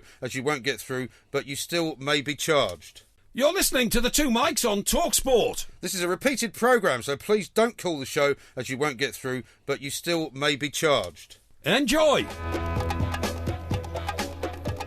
We are the Two Mics. Coming up in the next hour, we're going to have Ask Porky. So if you've never had Porky sort out one of your problems for you, be it personal, it could be a business problem, it could be all sorts of information that you've been trying to get on something that you just can't find the answer to, he's here to help. And that'll be coming up in a little while. Now, I was telling you about this sort of vigilante pothole campaigner. Yeah, he's up in Manchester, right? Oh, yes. He calls himself a name which I can't really say on National Family Radio. You see, why would a guy have a name like that, which is offensive? Because then you don't get the sort of projection that you need. Well, it's a play on Banksy. Yeah, but I can't say it. I'm sorry, forget it. I'm not having that sort of stuff on. But the point is that show. He draws basically obscene drawings around the potholes in order to get the council to fix the potholes. But the council are saying, well, we have to spend so much money cleaning up the actual obscene drawing. We can't spend the money on filling up the potholes. Yeah. But it's causing quite a stir up in Manchester. The guys are crazy. Well, he's not. He's just drawing attention to the fact that there's an awful lot of potholes that need filling. It's not very positive if it's taking money away from the real object of the exercise, which is to fill in potholes. Yeah, but of course the reason he's doing it is because they haven't filled them in in the past, and so they haven't actually been doing their job. Listening to our guest there, who I think you called Rog at one point. Yeah, Roger. His name is Roger. I don't know why you have to. Roger Geffin. I don't know why you have to. So in order to parity with the boy, I call him Rog, okay? Is that all right? No, it's not all right. It is all right. I don't think you should be able to just abbreviate people's names whenever you feel like it. I think he received my wisdom very warmly. What he was saying is that, there is this procedure whereby you report a pothole and then you can track it on a map to see whether it's been fixed. But I don't know whether any of that is actually in any way happening. I don't know whether the councils are responding quickly enough or whether the holes get filled quickly enough. And because if they get filled the wrong way, as you've talked about your expertise on the weather front, they just get bigger. Yeah, of course they do. What the truck tyres do then is they whip out the gravel that's already gone into the pothole. But if you make the road properly in the first place and you look after it with gritting it and all that kind of stuff. So you're saying trucks do cause potholes then after sort of calling me a lemon for suggesting No, only to damage potholes. Listen, I've found out something actually and I found this out before I started my research into potholes. Oh, did you? The new Transport Secretary is Chris Grayling. Is it?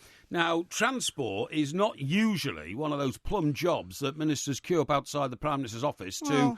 It's an important job, though, isn't it? It's very important. But the one thing we should be happy about is they haven't given it to Boris Johnson, who's managed to screw up the transport system in London. Boris Johnson has brought London to a halt. Yeah. Because half of the road service of London is now given over to bike lanes, which are not used for at least 22 hours a day. And it means that traffic has got nowhere to go. Yeah. And it takes an enormous amount of time now to get across London. It's not a fun town anymore. Going out for lunch now in London is almost impossible. Well, it's not impossible. You just go on the tube. Yeah, well, I try the tube, but I get hot on the tube in this sort of weather. You should just, There's no air conditioning on the tube. Didn't Mr. Johnson promise air-conditioned tubes? There are some air-conditioned tubes, but I don't know where they are, where they've gone. But anyway, we're talking about the metropolis, and we shouldn't. We should be talking about the whole country. But it will come to the whole country, these bike lanes. Believe me, they already have. They already have, Whenever we talk about it, we find that there's bike lanes in Manchester, there's bike lanes in Leeds, there's bike lanes in Scotland, in Glasgow, Edinburgh, Now, the interesting thing about Mr. Grayling is, guess what? He actually wanted the transport job, and do you know why? Why? He's got a railway set. What? He's got a train set. He's got like a model railway. He's got a model railway set. Like a Hornby set. He's also, believe it or not, I am told, this is my, mole in Whitehall. Oh, yeah. Not only has he got a train set, he's got a scale electric. Has he? Yeah. Why? He likes transport. Does he? Yeah. Well, that's not liking transport, that's liking toys. No. Did you have a toy train set? A very poor one. Poor one? Yeah, it was just oval. Well, because your father wouldn't buy you a nice one. Well, I wasn't that bothered. You with train weren't that bothered? sets. No. In fact, fact, every child should have had a train set. No, my father wanted me to have a train set, but I wasn't much into it, to be honest. And it was just you weren't oval. into any toys, though, were you? And the train just went round. What toys did you actually have that you liked? You had the bizarre monkey, didn't you? You had the bizarre monkey. Yeah, I had a monkey, but I was about 3 at the time. Yeah. But I kept it for years. Have you still got it? No, I wouldn't even know where it is. Well, I don't know. Who knows? Why don't you keep? I mean, I've still got a teddy bear that I had when I was Have you really? a baby. Yeah. God, I wouldn't admit to that, even if I had one. Why not?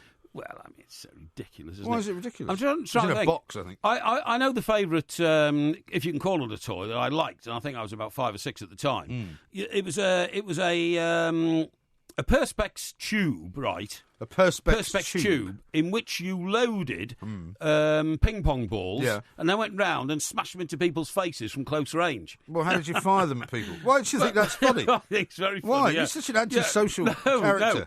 No, because have you never had one of those? Did you not have one of those? Well, a ping pong gun. I don't know what you're describing. Oh no, it's a. Well, if it's a ping pong gun, it must have a trigger. Yeah, it did have a trigger. It did have a trigger. Yeah, it was a perspex tube. It was a perspex tube, right? And you loaded it up with about 8 ping pong balls. And of course it had a trigger. It was like a rifle that fired ping pong balls. Okay. And then I don't think I ever had one of those. I'd go up close to people. I had a cap gun. I'd go up close to people when they weren't looking, and then bang, that's quite dangerous. give them a volley of ping pong balls. Was this in your street or something?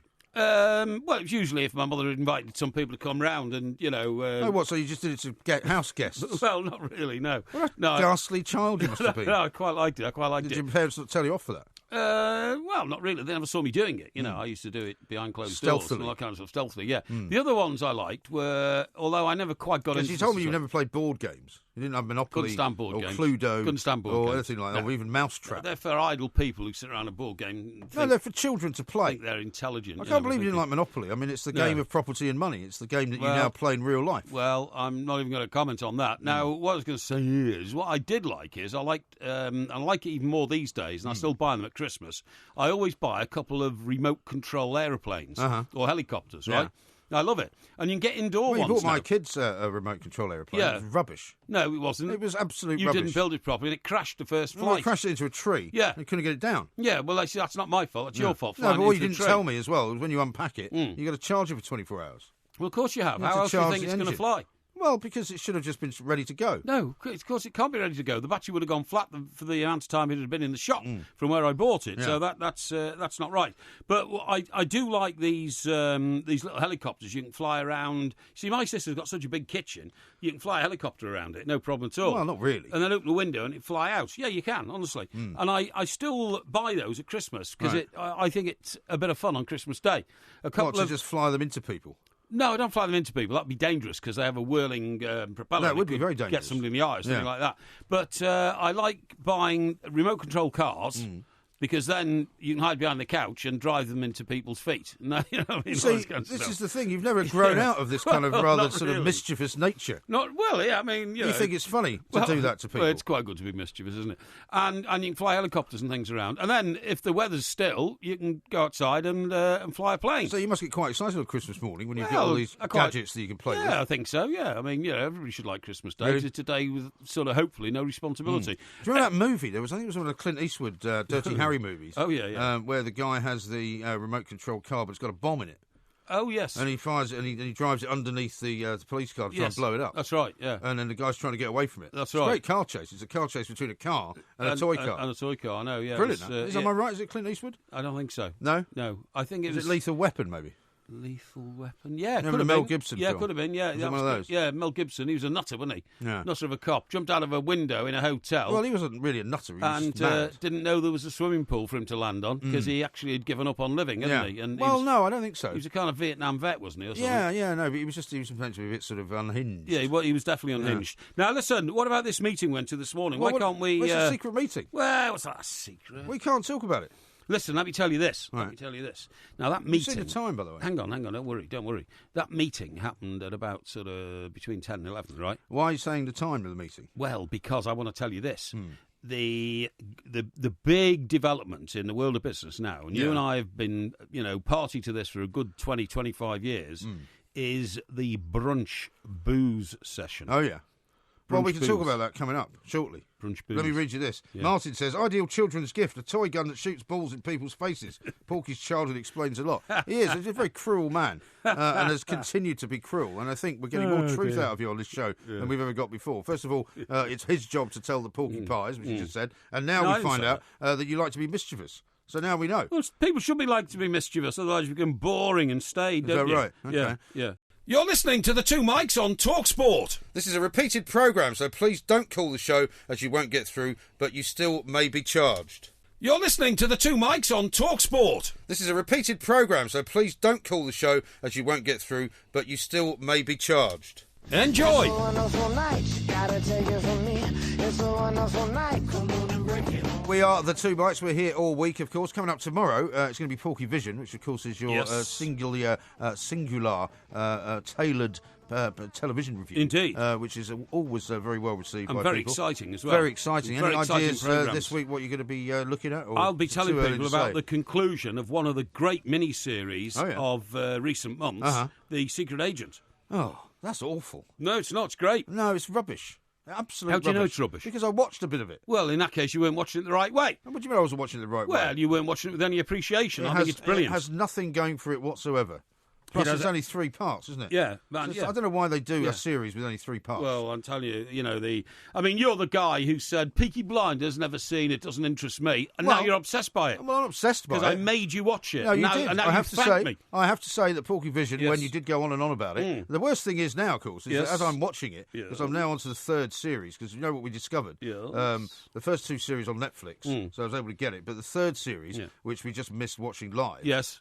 is no longer on the iPlayer. Right. And they can't put it on Netflix yet, because they have to wait a specific period of time. So you haven't seen it. But we found it on Amazon. Did you? And so this past weekend, And did you download it? bought the 3rd series. Yeah. And have you seen it? Well, so I'm now on about episode 4, I think. Do you want to tell me how it ends? You want me to tell you no, how it ends? I don't know. No, because you've already given the plot Yes. away to a lot of Yes. people in Australia, for example, who Yeah. haven't got it yet. Yeah, at all. well, But when every so often something happens, when I then remember the way you described it. Yes, Which exactly. is quite horrific in a way.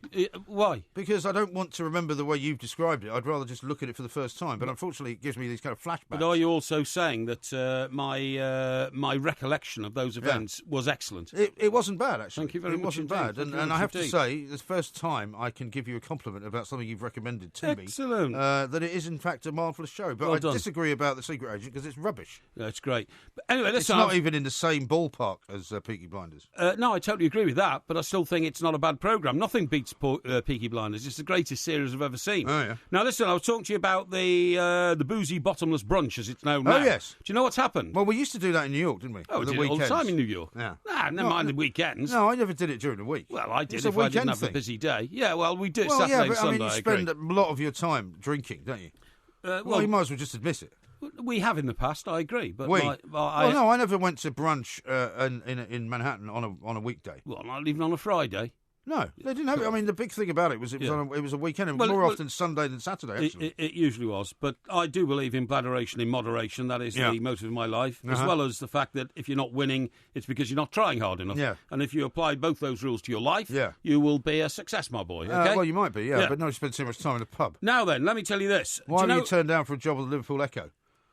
What? Why have you turned down for a job at the Liverpool Echo? Because I preferred to go and join the biggest evening newspaper in the country, which at the time was the Birmingham Evening Mail. Yeah, all right. Yeah. It wasn't the story you told me before, then. What? It wasn't the story you told me before. I've never told you a story about it. Yes, you before. have. No, I haven't. No. You don't remember, do you? No, somebody else has told you. Because we were talking about Matt Kelly and Vinnie his dad. Kelly. His Vinnie dad, Kelly. Matt Kelly, who now is running the New European. That's right. Which is this paper that's doing rather well. Yes. And we got a text, do you remember, from his cousin. That's right. Who said that his dad, amazingly, knew this, that interviewed you for a job at the Liverpool Echo. He did, yeah, Vinnie Kelly. Yeah, but he didn't give it to you, did He was a legend. No, he didn't. Why not? He said I spent too much time in the pub. But I mean, There you go, then. that was a very harsh judgment, considering I'd only ever met But the man reason he said once. that, to be fair, was not because you turned up for the interview bladdered. No. It was because you told him how you would get specific stories, and he asked you 4 different ways of getting a story, all of which involved you going to meet people in a pub. That's right. Which it's true, actually. Which is not a bad idea. Told him about the last 4 great stories I'd had on the paper in Newcastle I worked on. Yeah. And they did all involve either drinking, being in a pub, getting bladderated, or meeting contacts in a pub, or seeking bottles of wine in an off licence. But anyway, look, what I'm saying is the reason why the bottomless brunch, as it's now known, is being introduced into a business society here, which it is, right? Yeah. Is that the day of the Jackal. No, the day of the happy hour is gone. Has it? The happy hour's gone. I didn't really think that happy hour caught on in this country, really. Well, I think it did. I mean, No. I remember plenty of happy hour nights. Really? You know, yeah. What, sure. in this country? I mean, I remember it in America, but not so Yeah. much here. Where did you go for happy hours then? Well, a few of the pubs in Fleet Street towards the end introduced Really? the happy hours. Are you Yes, sure? definitely. Yeah. That's why I don't remember that nobody's at all. ever there between 5 and 6 I or don't 5 remember and 8. that at all. I used to go to a wine bar in just off Tooley Street.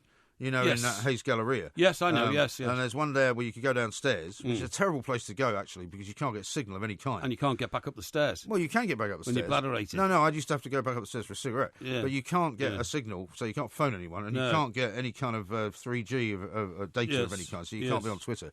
So you literally have to disappear for a period of time. Yeah, well, there which you go. is never good in this day and age. Never But good in they this used day to and do a happy hour on bottles of champagne, but only between the hours of, I think it's 6 or 5 and 7 or something like that. 5 and 7 it and would be. only on a Thursday night. Only on a Thursday. Which is kind of mad. Very odd. Anyway, this phenomenon... I can tell you're not interested in that story. No, I'm very interested, thank you. I'm trying to give you information. Yeah, I'm and very give the audience grateful for it, information, yeah. and all you do is just, steamroller over it to get to the next bit that you're telling me about. I'm very grateful. I don't think so. It's an addition. But anyway, I was going to tell you So where are what. they doing these brunches then? Well, this phenomenon, and what happens is diners are offered all the Prosecco wine or champagne they can drink with eggs Benedict or smashed avocado, whatever that is. What's smashed It's avocado? just avocado kind of mashed up. Smashed up, yeah. Yeah. But health Pretty much organisations... speaks for itself, really. Health organisations are branding this a health hazard. And they're so boring, aren't they? Yeah, and there's an organisation in Birmingham called the Parry Wellbeing Centre, as you would be. Well, yeah. They probably take. Well, the people that end up in the Priory, to be fair, exactly, have already overindulged themselves. Well, that's right. And are in need of a serious professional help. They say it doesn't apply to everyone. They say this will lead to another trend of dangerous levels of drinking among professionals, a group that we already know are at very high Funnily risk enough, of alcohol abuse. Funnily enough, somebody actually drew my attention to this, and there's a well-known chain of steakhouses, right, in London. Right. I don't know if they're outside of London. I think there are a couple outside of London, actually. Yeah. And they're doing it. And you can basically have as much drink as you want and as much food as you want for a period of something like 2 hours. Yeah, that's right. But, I mean... Do you know what time it starts? Well... It starts at 10:30. Yeah, 10:30 on Sunday. Yeah, but the thing is, right, the problem with that is that, you know, the brunch that you go to should not be limited by time. Yes. And should not be limited by money. I mean, you can pay, like, for example, in New York, you'd go and you'd get, say... a bottomless glass of Bucks Fizz or something like that, which is fine. Yeah. But basically, you would stay there so long that you would get fed up with that, and you would go on to something else and spend more money. Indeed. But you don't want to go to this particular steakhouse. I'm not going to name it. And again, after 2 hours, you get chucked out. Yeah. That's a bottomless brunch. Bottomless brunch means you don't leave. No, that's right. But anyway, look, research on this one. But anyway, yes, says restaurants, cafes, and bars. This is great. Typically offer 2 hours of unlimited mimosas. What's a mimosa? It's a Bucks Fizz. Oh, it's a Bucks Fizz, right? Okay. How do you not know what a mimosa is? Hang on. I lived in New York for 7 years. Wait a minute. It says a cocktail of equal parts champagne and fruit juice, or Bellinis. A Bellini, yeah. What's a Bellini? Well, that's champagne and peach schnapps, usually. Well, there you go. That's lovely, actually. That's nice. Or Prosecco with peach puree. Peach puree? Yeah. That's not for me. How about that? That's not for me as well. I drink the Prosecco straight. Yeah, others advertise unlimited Bloody Marys, Bucks Fizz, or breakfast martinis. Yeah, but it's not unlimited. Yeah. This is my point. It's for 2 hours. Yeah, but get what 2 hours is not long enough. Do you know what the breakfast martini has in it? What? Marmalade. No. Really? Marmalade flavoured breakfast martinis. That doesn't sound right. And those warning... Also, if you're drinking vodka at 10:30 in the morning, you could have a problem. You could have a real problem. You know. Anyway, those warning against it say, in our cities, we are being bombarded with messages about wine. Why are they talking like that? I don't know. Or are being invited to take part in events like the bottomless brunch. But there is no mention of the other very real side of alcohol consumption for drinkers, especially younger ones. And it says... Why are you finding so much of this amusing? Well, I just People think... do have a problem with drink in this country. We've talked about it before. And we have to take it very seriously. Yeah, so you can't just make a joke of it. No, this is aimed at social drinkers. It's aimed at social drinkers. Well, how would you describe your drinking? Social. And it says... I'd describe it as antisocial. Well, it used to be, I suppose, at times. It says, brunch is one of those meals that people think justifies alcohol before midday. Oh, really? Well, the best time to drink champagne is before midday. Exactly. There is actually scientific proof that for your well-being, and also for your sort of consumptive practices. Yes. It is much better for your body and for your metabolism to drink champagne before midday. In fact, the French recommend it. I think you're absolutely right. It says brunch is one of those meals that people think justifies alcohol for midday. It is inextricably tied to the drinking culture. And restaurant brunches are communal experiences which appeal very much to working professionals. In busy cities, sometimes the weekend mornings are the only time groups of friends can manage to get together. Heavy drinking by middle-class professionals, and women in particular, is now an established health concern. Well, if it's a health concern... Well, it is an established health concern. That's true. Then we must do something about it, in my view. But I think the point about what you call the bottomless brunch, it's not. It's, to the risk of repeating myself, it's 2 hours. Well, let me tell you this then. The Bad Egg in the City of London, where we were at our meeting this morning, it's called the Bad Egg. Well, that's the name of the restaurant. Yeah, name of the restaurant bar or whatever. I've never heard of it. It's in the City of London, where we were this morning. Maybe we should go there. Yeah, maybe. It says it offers unlimited Bloody Marys, Prosecco or mimosa cocktails. Right. We've already done this bit. Hang on. I'm giving you the prices now. Okay. From 10 a.m. Yeah. With dishes starting at... What? £35. What, for the food? Or for everything? For the food and free drink. Oh, I see. Right. £35 each. Yes. Yeah. Jar Kitchen in Covent Garden. Sorry that we're focusing on London here, folks. Jar. Jar. Jar. Jar, okay. Kitchen, right, in Covent Garden. Offers wholesome mixed grain salads and salads and vegetarian dishes. Vegetarian dishes? I thought vegetarians were usually teetotalers, weren't they? Why? Well, I just got the impression you they are. never known any vegetarians? I steer well clear of them. Do you? Yeah, absolutely, yeah. Well, of course vegetarians drink. Yeah, okay. It's a ludicrous thing to say. Well, hang on, it says here, wholesome mixed grain salads and salads and vegetarian dishes with all the mimosas, Proseccos, or gently spiced Bloody Marys for £32. Now, that could be considered quite steep. Yeah. But it's only for 2 hours, though, right? Mm-hmm. So it's still only for 2 hours. Yes, but Bridget Simmons, I must stress this, right? Bridget who? The late Bridget Simmons. She says she's from the British Beer and Pub Association. Uh-huh. She says, we warn our members that they are obliged to make sure that customers drink safely.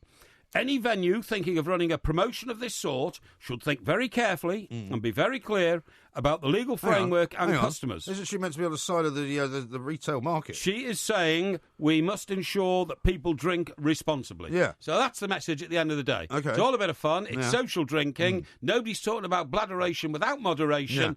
And it's groovy. Yeah. Simple as that. Groovy. Yeah.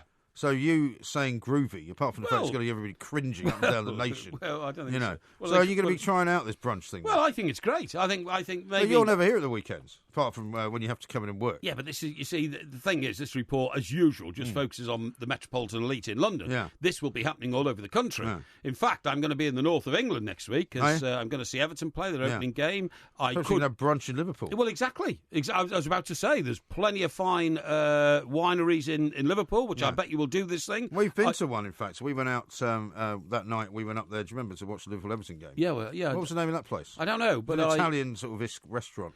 Was it a footballers type hangout, wasn't it? Yeah, there were a few footballers there, and we made the mistake of sending a bottle of wine over to a group of ladies on the table near us, we did not make the mistake of who doing then that. were insulted by it. No, we did not do that. You wanted to do that. I told you not to, and I led you home. That was what happened. I thought we. You don't remember anything about it, do you? Well, I do remember having some sort of lady shouting at me for some reason. Well, no, because you wanted to send over some kind of gift, which I discouraged you from doing. That's right. On the grounds that they would think you were a plank. No, not on the grounds I was a plank. Unfortunately, that's what I did. No, I had something in common with these ladies. I was an Everton season ticket holder. That was a group of Everton ladies on a table. Okay. I was merely bonding with them. Really? Okay? Well, it didn't bond for very long or very well. Yeah. Anyway, we're out of time already. We've only got one more hour to go. Ask Porky's coming up very shortly. You're listening to the Two Mics on TalkSport. This is a repeated programme, so please don't call the show as you won't get through, but you still may be charged.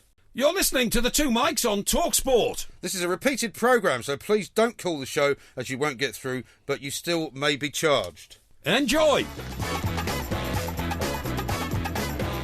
Good afternoon, I'm Mike Graham, he's Mike Parry, you're listening to the Two Mics. We've got lots more to come in this hour of the show, of course, including Ask Porky, which is a sort of agony uncle spot where basically you send in your questions, your problems, your quandaries, and he answers them live on air. If you haven't had that particular experience, you may wish to join in the fun, and what you can do is you can send it to our Facebook page, The Two Mics, or you can tweet, of course, at The Two Mics, or at Mike Parry 8, or at IROMG, and we'll get to that coming up in a little while. You're listening to The Two Mics with me, Mike Graham, and Mike Parry on TalkSport. So, Monsieur Parry. Yes. Now, did I also tell you about the plan for the end of the week, where we have the Porky quiz? Have you had a thought about what we should do that on? What we do with the Porky quiz on this week? Well, the Porky quiz comes every Friday, yes, right? So we'll be doing it Friday, which will be our last show for a while because I'm off on holiday. That's right. And I'm going to get a very, very welcome break from you because I've been working an awful lot with you lately and I'm starting to get a bit annoyed. It's getting on my nerves as well. I'm glad you're going away. Are you? Yeah, I'm glad you're going away. I hope and see you. And then when we come back, of course, we'll only have a few days before we have to head up to Edinburgh. Indeed, for the Edinburgh Festival. Yes. Yeah. So are you fully prepared for that? I'm fully prepared. Now, you told me, right, that you weren't going to bring very much with you. And when I reminded you that we were going for 3 days, well, you said, by the way, you weren't even going to take a bag on the plane. Yes. Well, how are you going to manage that? You're just going to wear the same clothes for 3 days? No. What are you going to buy clothes up there? Don't know. Well, what are you going to do? Well, I might get one of these bags on wheels that you stick in the overhead closet. A bag on wheels? Yeah. That you stick in the overhead closet? Yeah. What do you mean, the overhead luggage area? Yeah, the bin. Yeah. Yeah. But, I mean, if you haven't... Well, I think we've already paid for one, because we're going with one of the budget airlines, you have to pay for the bag in advance. Yeah. Otherwise, they charge you more money. Well, I'll pay for it. So we've already paid for a bag for you to put in the hold. Oh, have we? Yeah. Oh, okay. Well, that'll be all right then. I'll bring it back. Yeah. What's the problem? Well, presumably because you're so worked up about these things. Well, because you know how you're weird about getting your stuff ironed by your housekeeper. Yes, that's right. Well, you're going to iron it and then shove it all in a bag, or are you going to get somebody else to iron it when you get to Edinburgh? Well, then you hang it up and all the creases fall out. I mean, not as such. I learned years ago from a colleague of ours, actually, called Neil Wallace, right? That there's a perfect way. The Wolfman. The Wolfman, he was a reporter with me at the time, and we were in some foreign clime or something like that, and to wash your shirts and everything in a sink in a room because you're in some dreadful hotel because you're in some place that's been bombed or something like that. Why you couldn't get them done by the front desk? No, you couldn't. No, seriously. And sometimes, by the way, you know what happens, and this could happen in the north of England. You're out on the road chasing a story, and all of a sudden the desk ring you up, and you're 100 miles from home, and say, "Stay over for the night." Yeah. So you think, "Well, I want a clean shirt for tomorrow." So what you do is you just go and buy one. Well, it might be 7 o'clock at night or 8 o'clock at night. In those days, the shops didn't stay open late.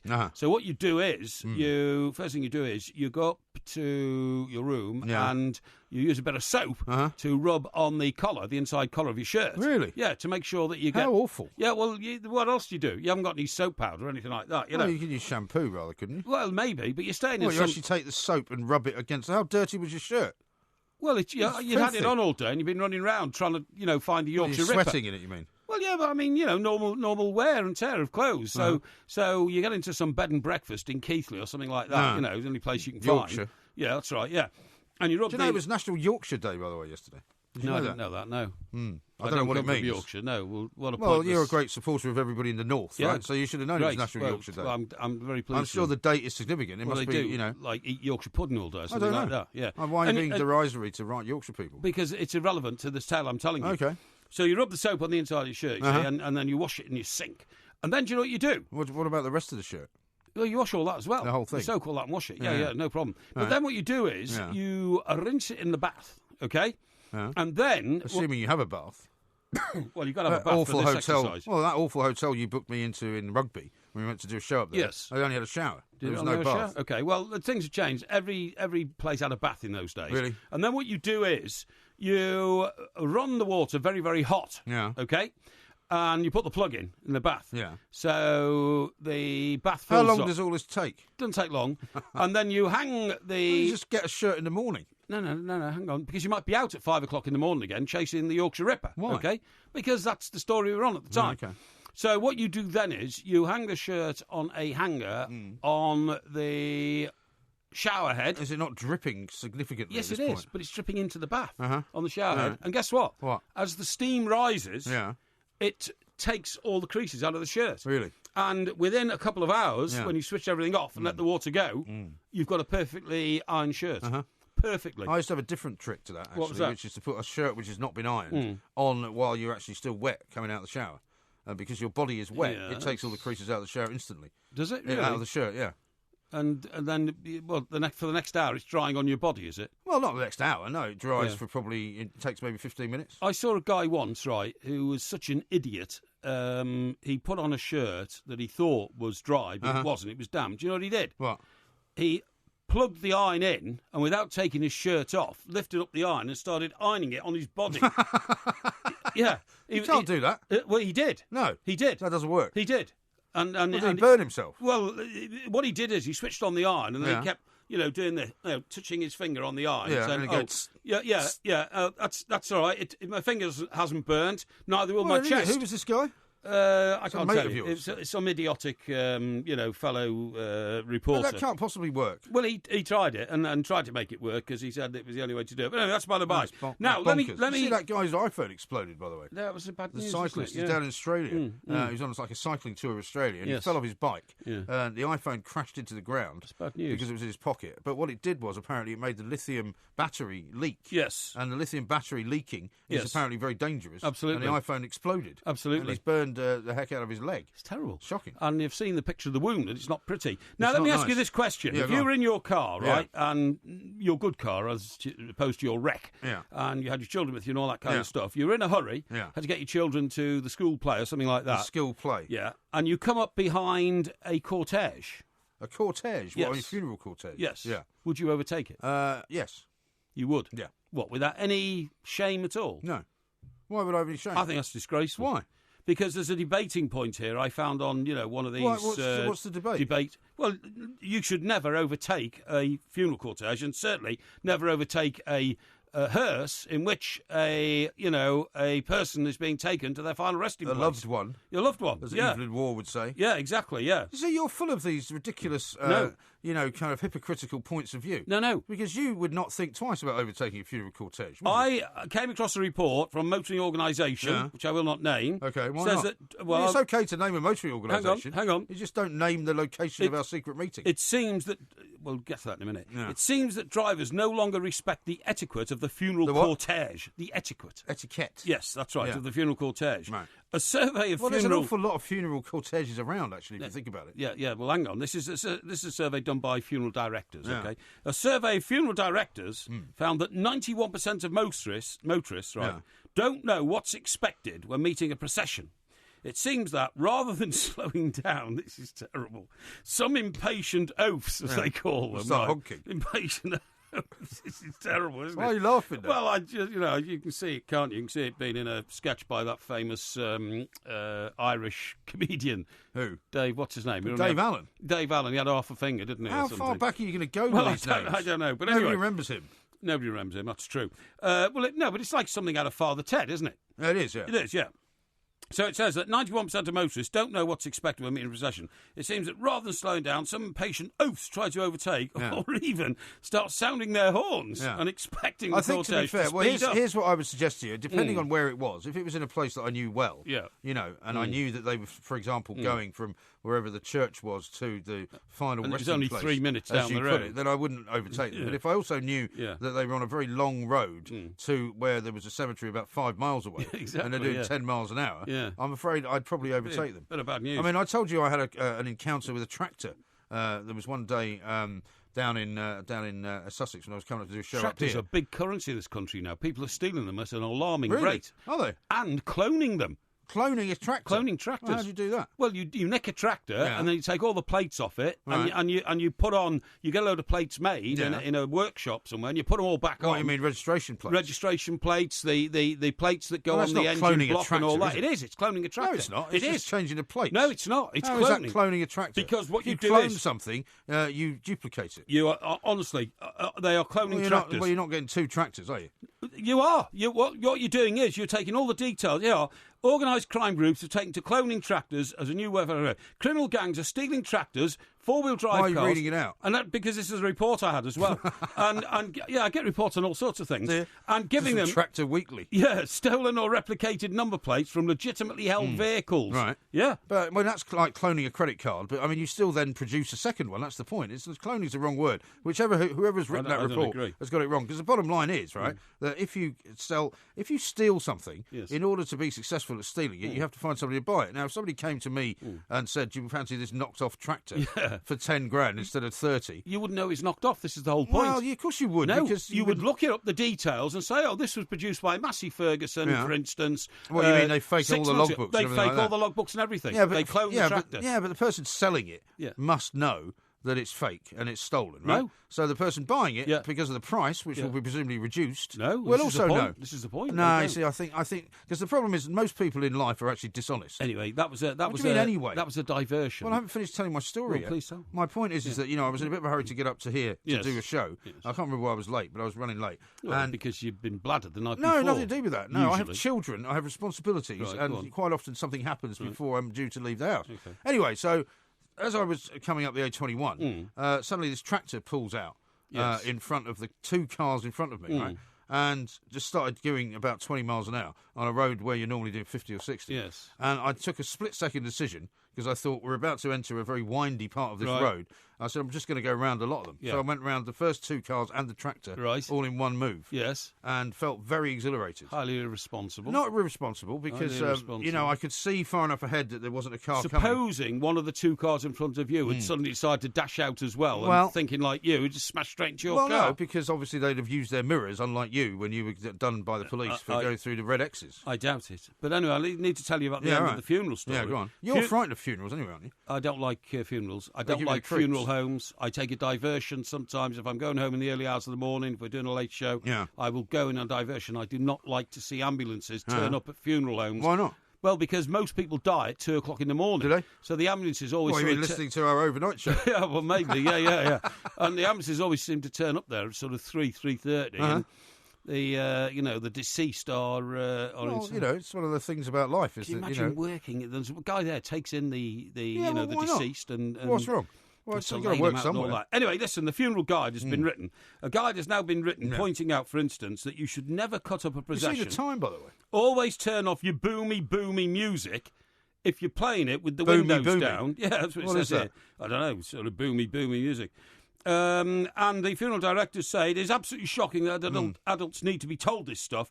Why don't they have a sign on the back of the... because, I mean... Do not overtake. When you say, please do not pass or something like that, because, you know, for example, in America, you can't overtake school buses. No, those yellow exactly. buses. You can't overtake them when they're stopped. That's right. And if they stop to let kids off, you have to stop as well. Exactly, which I think is a great idea. Of course it's a great idea, because then children's lives are But they have a are thing, safer. but also they have a thing that comes out the back, which is almost like a paddle. Yes. You know, which has a stop sign on it. That's so right, yeah. why don't these guys have some kind of a sign on the back of the car Maybe nobody's thought that one that through. says, you know, please do not pass, funeral in progress or Yeah, something? indeed. Huh? Indeed. Is that it then? What? Is that the end of your story? Well, I've told you. You kept whinging about the Well, 'cause time. it is late now. So I thought I'd better tell you. That Right. is it, okay? So why great. don't you get on with the show? Fantastic. You're listening to the Two Mics on TalkSport. This is a repeated programme, so please don't call the show as you won't get through, but you still may be charged. You're listening to the Two Mics on TalkSport. This is a repeated programme, so please don't call the show as you won't get through, but you still may be charged. Enjoy.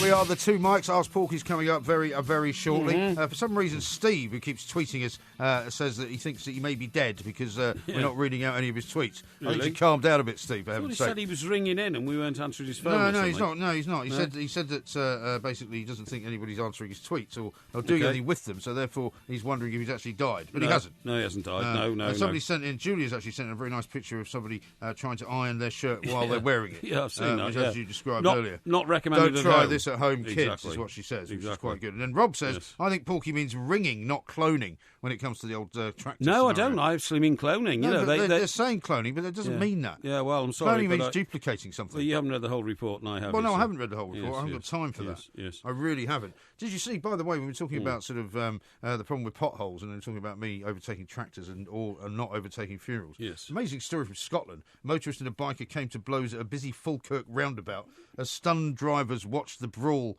going on around them. And what precipitated this? Well, apparently, this guy who was on a motorbike and came up to a roundabout, and there was some kind of incident, which wasn't particularly outlandish. Nothing particularly terrible happened. Okay. But the guy who was driving the car stopped the car, charges out of the car, and just starts swinging punches at this guy on a motorbike who's wearing a motorcycle helmet.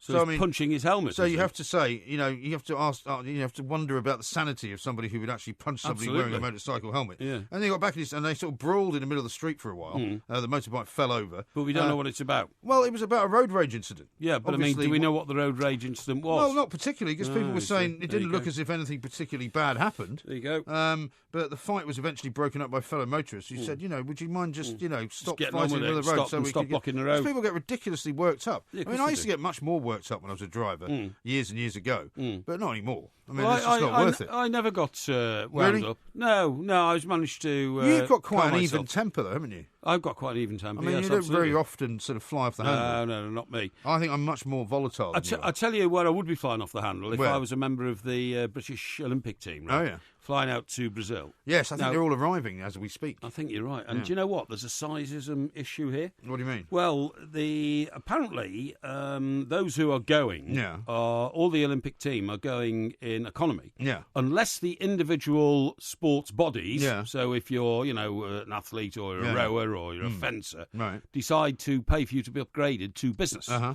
Now, And what's that based on? whether or not the individual sporting body, you can apply to them for an Oh, upgrade you mean and what? say, I'm Some have very got, important. Some have got more money than others. Yeah, exactly. That's I mean, absolutely right. I mean, they pay for the upgrade. They're not getting a free one. No, they're not getting a free one. So, for instance, if you're a judo guy, or girl, or if you're a weightlifter or something like that, then your association, the British Judo Yeah, Association. that's right, British Judo or British weightlifting. Isn't it or down something to like that. Team GB though? No. As I say, they provide the seats, but they're all economy, Okay. apparently, and then you have to do a deal with your own particular association. Yeah. But the one that's causing most offence, and I'm told by my spies in the sort of Olympic camp that this may have You've got to spies in the Olympic camp be now. spies everywhere. Have you? It may have to be taken up. Is that the rowers, right? Now, most rowers are about 6'6". They're usually 6'7", quite big huge chaps, aren't guys, they? you know, Yeah. because they've got to have long legs Yeah. and powerful arms Yeah. to propel their... Did I tell you about that time I had to host a table at the Pride of Britain? No. The awards that the Daily Mirror used to give Another out. boring story to cut across my story. It's not a boring story. It's Right. an actual story of something that happened as opposed to the madness that goes on between your ears. Well, this is something that did happen. This is but called anyway, go on. reality. Yes. go Well, it on. didn't happen to you, though, did it? What? Look, it didn't happen to you. What? You're about to describe. No, I'm about to describe to you a problem that I have identified. Oh, have you? Okay. No, this was when I had Matthew Pinsent, who was one of the Redgrave rowers, Yes. and one of the other guys with both of their girlfriends. Yep. And I also had that woman who does the tennis for Annabelle Croft. Oh, yes. Does the tennis for Sky. Yes. All right, and her, she wasn't actually with anybody. I was kind of her date for the day. Yeah, And okay. we all sat around this table. God, she didn't have much luck, did she? That She day? enjoyed it very much, actually, go on. funnily enough. Yeah. Anyway, we stood up at one point when the show started, and Carol Right. Vorderman came out to introduce Yes. everybody, blah, blah, blah. And I'd never felt more small and ugly in my life. No, well, Because I'm surrounded by all these beautiful, honed, athletic people. the ugly bit shouldn't have been a surprise. Well, I to you, would 'cause you've had that expect many you. times during Well, your yeah, life. but I would expect you. I don't normally feel small on the size I thing. don't normally feel small, but these guys were so tall that they literally dwarfed me. Was my mate Sir Steve there, Redgrave? So Steve was not there, No, okay. and I don't think it's right for you to call him your mate. Why? Because he doesn't like you. Well, no, he doesn't actually, but that's because I once said that if I'd have spent the last 16 years sitting on a boat on the River Thames, rowing up and down, I would have won a gold medal, without a shadow of a doubt. Well, that's not true, though, is it? Well, I think... First of all, you wouldn't be any good at rowing. You're too How do you short. know? How do you Because know? you're too short. Well, I was about to tell you this story, you see. So these guys are all flying over to Brazil. Rio. To Rio, that's absolutely right, yeah. And, of course, because they're 6'6", 6'7", then I think their association have put up the money for them to fly club class, business. Well, I think that's normal, isn't it? Well, I don't know, but the problem is, according to the report I've read, so I'm basing this on... On somebody else's information.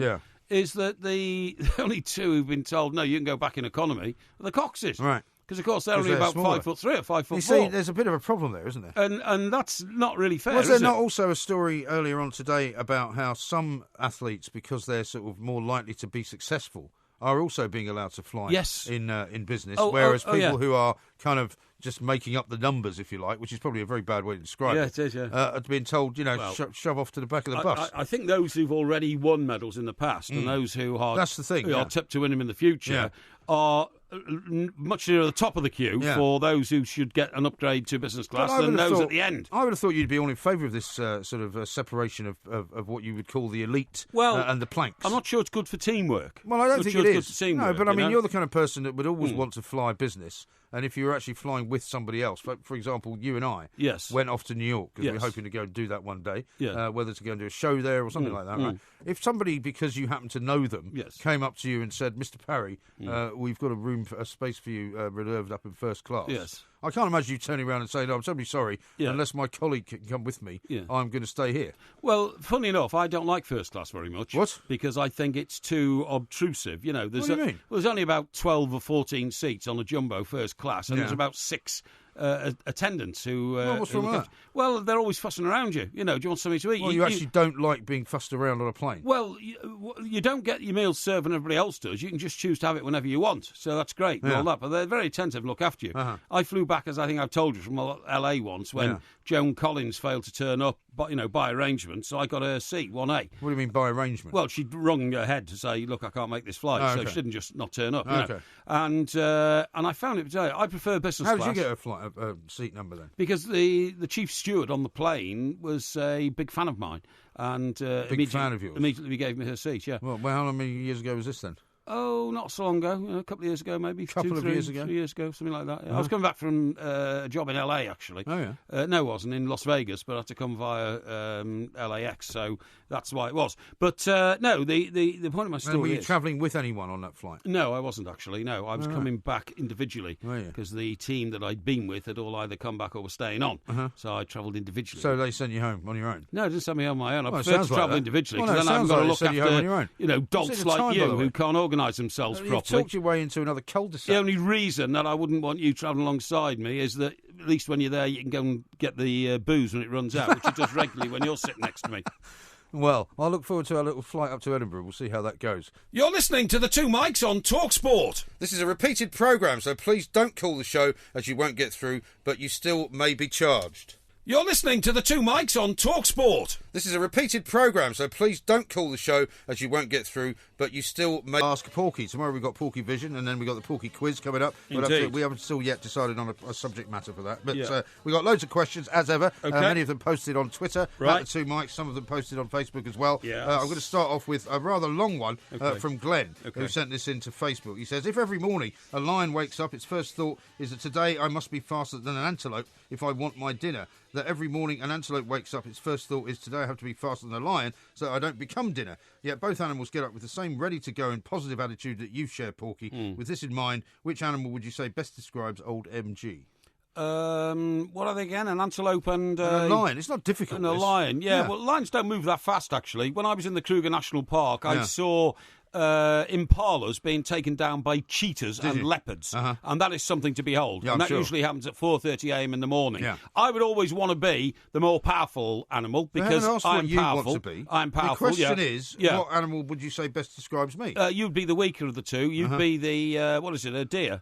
A deer? No, what's it called? What's the other one called? An antelope. An antelope, that's right. Because sort of elegant and... Well, no, not elegant. Rather just fast. No, rather laid back because you think that suits your I don't style. think antelopes are laid back. Not making proper preparations for your day ahead, i.e. planning a route. How does an antelope make a preparation for its day ahead? Well, by trying to avoid the route that the lion has taken. Really? It's rather a complicated question, but to answer it, basically, I'm the lion, you're the antelope, simple as that. OK, well, that wasn't the question. You completely misunderstood it, but never mind.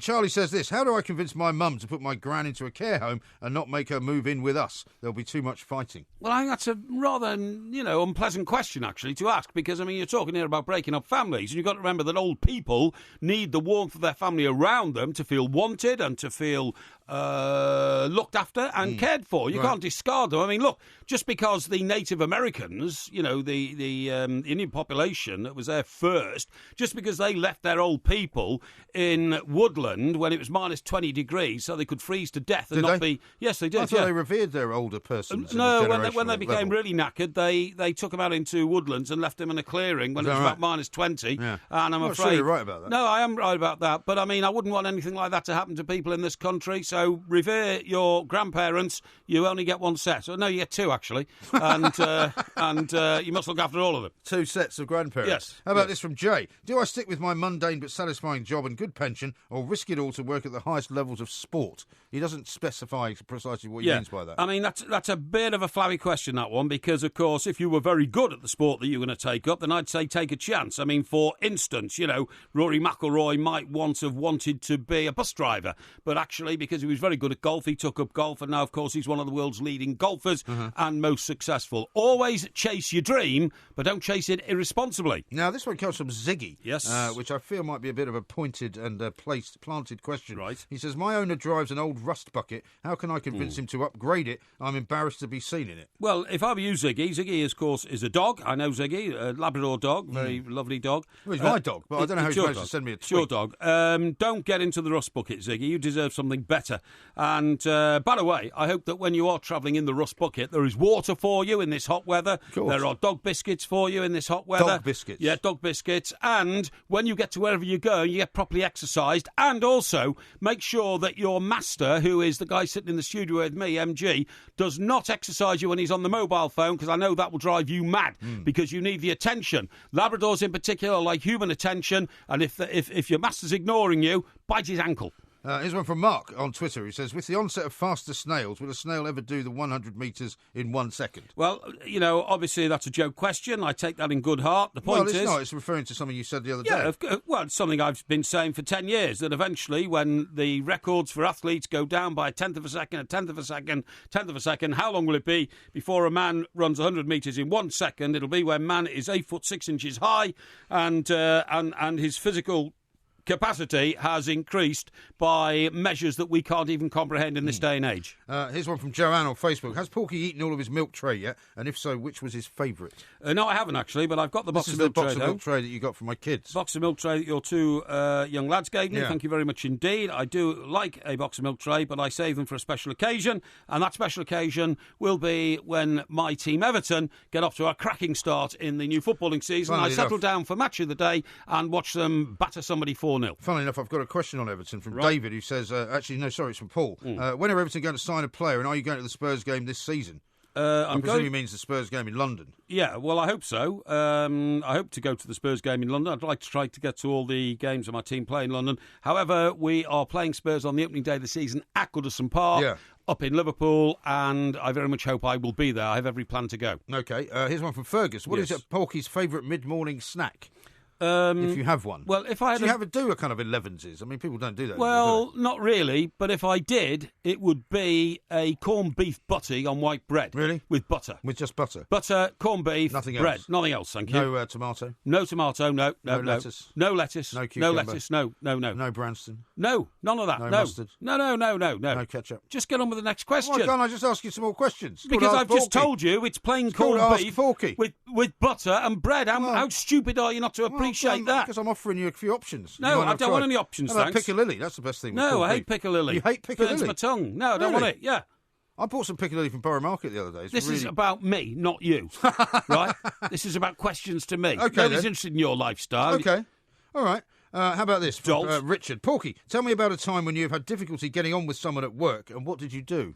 Well, I'm sure we've got time for your long answer on this one. No, we haven't really. You don't get on with anyone. What I always believe in is I believe in compromise, not confrontation. Uh-huh. I believe in mediation, not trepidation. Really? I believe in, actually, bladderation sometimes sort out a problem like that. So we've often resorted to that particular method, yes. Uh-huh. As long as it's in moderation, obviously. Exactly. Because if you're not getting on with somebody and you go to the pub together, sometimes that can have a bad ending. Well, unless you're the boss and then you just sort of wind him up to the point where, they just get out of hand and then you have to indicate there's an inevitability to this relationship. Here's one from Alex. He says, Porky, I'm overworked and underpaid, so I've had to now take on a second job. I get up at 5 a.m. and work till 9 p.m. some days to provide the best life for my kids. Yet in my main job, I bring in 1/5 of the total business revenue from a team of 15 plus. Right. What should I do? Tell them to shove it or carry on? Well, I don't know the exact circumstances on which you work, but first of all, you've got to remember that working hard has its own rewards.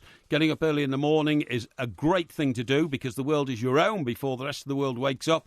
Finishing late at night, well, that can be tiring, but if you're doing it for your children, you should feel immensely proud of yourself.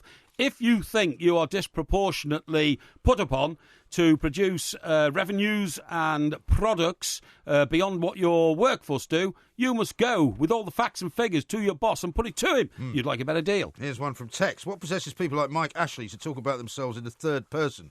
Have you ever done that? No, I don't talk about myself in the third person. No, of course I don't. But Mr. Ashley is an immensely wealthy man. He's also immensely successful. Yeah. People have... He's also, the heat's kind of been taken off him a little bit by Sir Philip Green. Well, it certainly has. I mean, it couldn't have happened better for Mike Ashley. He was being, sort of barricaded as Britain's, most ruthless businessman and all this kind of stuff. Yes. Allegations of which I have never seen any proof. And all of a sudden, Sir Philip Green sails in on his £100 million yacht and he becomes the new villain. So I have nothing but respect for Mr. Ashley. Only time for one final question from Lewis. Question for us, Porky. What's your favourite film starring Morgan Flitcroft? Yeah, well, I mean, that's all about, what was it called? Shawshank Redemption. Yeah, I saw Brilliant film. Redemption, as I call it. But I only ever saw it once, and I could never watch it again because it's just too sad for me. I just can't bear you can't remember what happened. Well, I can remember what happened, but I can't bear the idea that you lock somebody up for over 20 years who hasn't even committed a crime in such brutal and ruthless circumstances. I'm sorry, I just can't watch it anymore. OK. That was Ask Porky. We'll have some more, not this time next week, but sometime soon. We're off on holiday next week. You're listening to the Two Mics on TalkSport. This is a repeated programme, so please don't call the show as you won't get through, but you still may be charged. You're listening to the Two Mics on TalkSport. This is a repeated programme, so please don't call the show as you won't get through, but you still may be charged. Enjoy!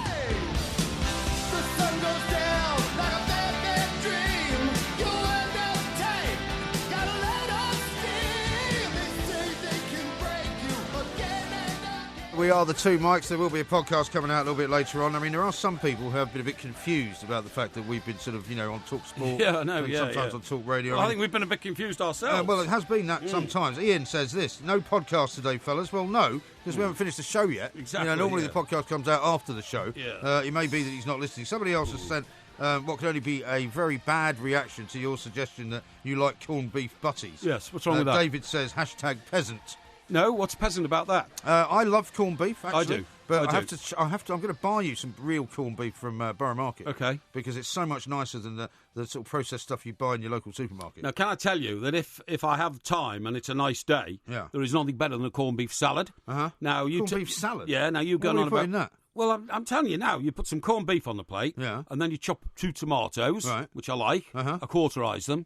Cauterise them? Yeah, you cut them into 4, that means, the tomatoes. It's not cauterising. It is, yeah. No, it's not. Yeah, it is. You're thinking of cauterising, which is something you do to a wound. No. You don't cauterise a tomato. You do. You cut it into 4, or you quarter it. Yeah, you'll quarter it then. Quarter You it. don't That's the same thing. it. No, it's not the same thing. Also, you're supposed to be a man of letters. Hang on. I know that's a laughable prospect, but you are meant to be literate. Also, a red cabbage. Red cabbage. Beetroot. Beetroot, yeah. It's all a bit red at the moment. Hang on, boiled potatoes, which are white. Boiled potatoes. What's wrong with boiled potatoes? They're lovely. Boiled potatoes. But are they warm or cold? No, hot. Hot? That's a salad you're making. Yeah, it is a salad, but I put you butter don't have on hot them. potato salad, do you? Well, you put butter on them, that cools them down. And also... So you have hot potatoes. So far, there's no salad leaves of any kind. No, don't put any salad leaves on. Well, how's it a salad? Well, I'm going to tell you, and then the green bit, right, and it's the only sort of onion I can eat raw, spring onions. Spring onions, very nice. Which are very nice, okay? And that was So hang on, I'm struggling to see how you arrange all of this. You just lob it all on the same plate. No, arrange it around a platter. A platter of a plate. But how does it look, though? It looks like, well, can't you imagine what beetroot looks like? Can't you imagine what because I what don't, red cabbage looks like? Well, because I'm all about presentation, right? Because I used to work in a professional, eating establishment, right? And it's very important how it looks. How it looks is very important. You used to wash the bogs in a bakery, didn't you? No, that's not what I mean, actually. Oh, really? No, I used to make the cakes in the bakery, and I also used to run one of the shops that the guy had. Oh, really? So I know a little bit about presentation and how to present things. So what I'm asking you is can you not describe in your horny-handed sort of son of the soil way, precisely how you would make this plate look? I've just told you. No, you haven't. You just went, I put some cold beef down, and then I put some tomatoes on it, and then I put some new potatoes down, and then I put some red cabbage on it. So you're so stupid you can't imagine having... Well, how does it arrange? Corned beef on the same... I don't know what you mean. How is it arranged? Well, when I look at the plate, right, do I see 4 slices of corned beef in any kind of a shape? No, you're seeing one on top of each other. One on top of the other. Yeah. Right. So when I look where and the they'd potatoes... be fanned out like a pack of cards. Oh, fanned out? Yes. Well, there you are. So now you're getting the idea. Yeah. So when you put the potatoes down, are they, sort of made in a round little circle around the corned beef? No, they're just in a little clump. They're like snowballs next to the corned beef. Are they just on one side? Yes. Okay. So on the opposite side of the potatoes, you've got the red cabbage. No, the beetroot. Beetroot. And the is that sliced? Yes, the beetroot is crinkly sliced. All right, it's not the little chunks. No, it's not chunks. It's crinkly sliced. Crinkly sliced, and right. that provides... So is that sort of symmetrical with the potatoes then? Yes, and that provides moisture for the corned beef and the potatoes, right? Because it comes in where's the beetroot cabbage, juice. Eh? Where's the cabbage? The cabbage goes to the end of the plate. The other end? Yes. What is it, a square plate? No, it's an oval plate. Oval? It's an oval platter plate. It's like a steak dish plate. Steak dish? Yeah. Okay. All right. So I know you're so stupid about these things. I'm just trying to be precise. No, you're not trying to be precise. You're just trying to be awkward. No, I'm not. I'm just trying to ask you about how what you do when you're at home and you make up an oval plate of what you rather laughingly refer to as corned beef salad. You have a very awkward streak in you. Now, why do you keep hinting to our millions of listeners about some nefarious meeting we went to this morning? Well, What's going on? I don't want to talk about it. You're the one that keeps bringing it up. No, you said we went to a secret meeting today. No, you called it a secret meeting, Well, it was not secret. me. We agreed not to talk about it. I thought that was the point. Did we? Oh, yeah, of course we did. We can't agree. We can't talk about it because otherwise it will give something away. All right. Which is not a good idea. Okay. I don't think we can do that. Why is there a row going on about whether or not Nicola Adams or Bradley Wiggins, Sir Bradley Wiggins, are going to carry the Olympic flag? Well, because apparently what they like to have is somebody, I think it was Chris Hoy, wasn't it? Or Sir Chris Hoy, who carried the flag at London 2012. Because normally I think they like to have somebody who's a previous winner, gold medal winner. Yes. Sir Bradley Wiggins, who's also a Sir, believe it or not. Yes. He was the big winner, wasn't he, in London 2012? He was. But he's kind of gone off a bit since then. I'm not even sure whether he wants to carry the old flag. The point is that Nicola Adams, just to remind our millions of listeners, is in fact the first female Olympic boxing champion. She is. So I think that would be quite and it's great fitting, great that she's qualified again to go. Yes, exactly. Yeah, I would have thought she is more of a sort of. But you see, what I don't know is whether Bradley Wiggins is likely to win anything, or whether he's kind of a bit past it. whereas she is probably more of the future, isn't she? See, Sir Bradley Wiggins, right? It was. I mean, look, am I an expert on cycling? Well, not really. Well, I wouldn't say you're an expert on it, but certainly not Olympic cycling. But I mean, just imagine, bike stolen, eh? You had your bike stolen. And my bike nicked. £400 I paid for it. That's a lot of money for a bike. But you know, before I saw a bike at the weekend for £1,000.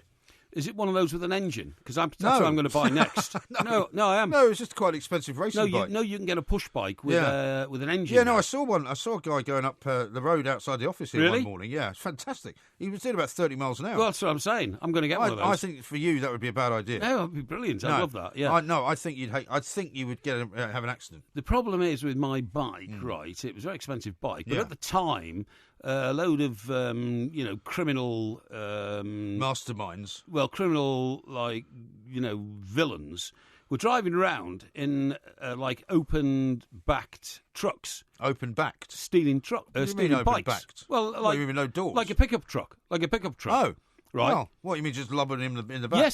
Yes, they were. Yeah, covering him with a tarpaulin. Not even covering them, because if you think about it, the side of the van is about 18 inches, 2 feet deep. Yeah. So they're just picking them up and putting them in and driving off. Would you ever buy one of those? Because they're quite. They were always popular in America, particularly certain parts of America. Yeah, but pickup trucks. Some of them have got 4 seats. No, they're selling quite big, like Dodge Rams or something like that. I realise that. I mean, would you ever buy one of them? No.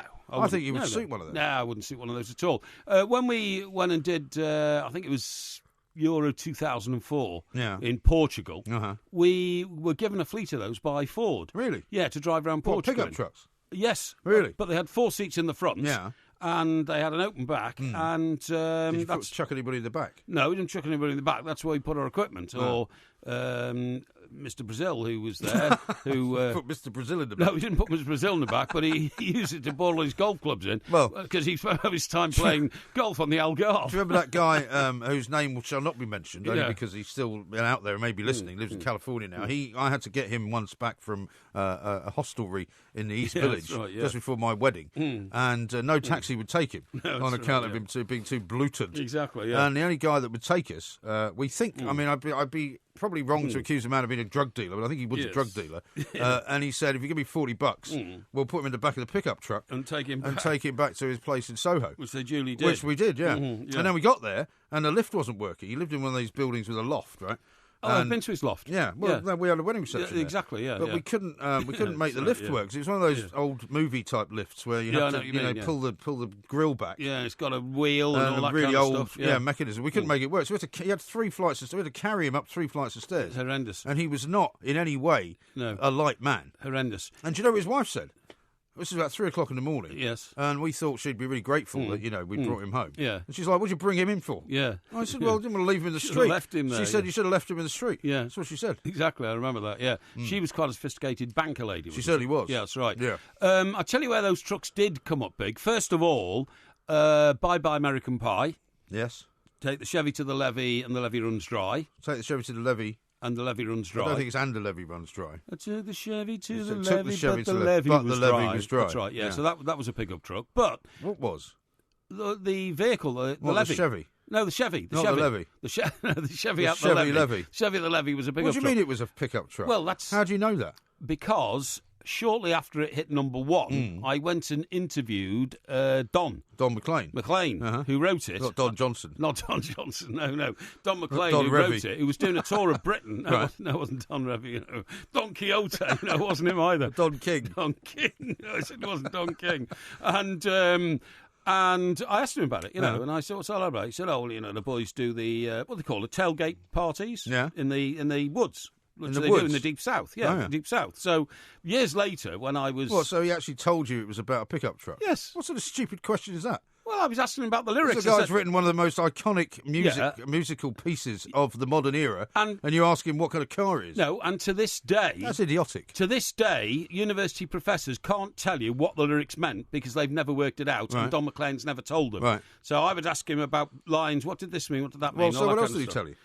Well, he told me that, but anyway, the point of the story is, years... Well, no, I want to know what the song means. Well, I don't know, because you said you asked him. I asked him what that particular line was. Well, didn't you ask him about the any other Chevy lines? to the levee. What happened at the levee? He said we had a tailgate party. Yeah. I said, OK. Well, because it would have taken me 6 hours to ask him about every line, What wouldn't was it? the best line out of the interview, then, when you wrote it up? Oh, well, he was on tour in this country and he was a world superstar. So I portrayed him as that. You must remember the line. What was the intro? You must remember what you wrote. I've written millions of words in my lifetime. Yeah, most of them made up. Excuse me, including best-selling books, right? Really? You know, number one bestseller. Oh, yeah. There's an awful lot of bubbly in Brazil. Yeah. You can get it now on Amazon for a penny. No, you can't. Yes, no, you can. That's the Rooney book. That's my Rooney book. You can get 100 of them for a pound. You get 100 for a pound. But anyway, the point of my story is, years later, when I was a big buddy of Bill Clinton. You were never a big buddy of Bill I was a big Clinton. buddy. Don't talk rubbish. I was a big buddy of Bill Clinton. Absolute cobbleros. And I was down in Arkansas with him. And guess what he said to me? What did he say? Biggest problem I've had around here is governor stopping these tailgate parties. Really? I said, really? And I knew exactly what a tailgate party was. I don't think, to be fair, because that was Don the biggest McLean had problem. told me. Yeah. No, he did. He said these guys... Yeah, but I don't think he was telling the truth. He was, because they have many the bigger problems. They have the what about Vince Foster? They have the homemade hooch, right? And then they go around mad with guns, shooting all sorts of things. And, you know, trees, lights, headlights, people's houses, everything. Yeah, antelopes. No, not antelopes. No, antelopes Well, in look, Arkansas, we're out mate. of time already. You're listening to the Two Mics on TalkSport. This is a repeated programme, so please don't call the show, as you won't get through, but you still may be charged.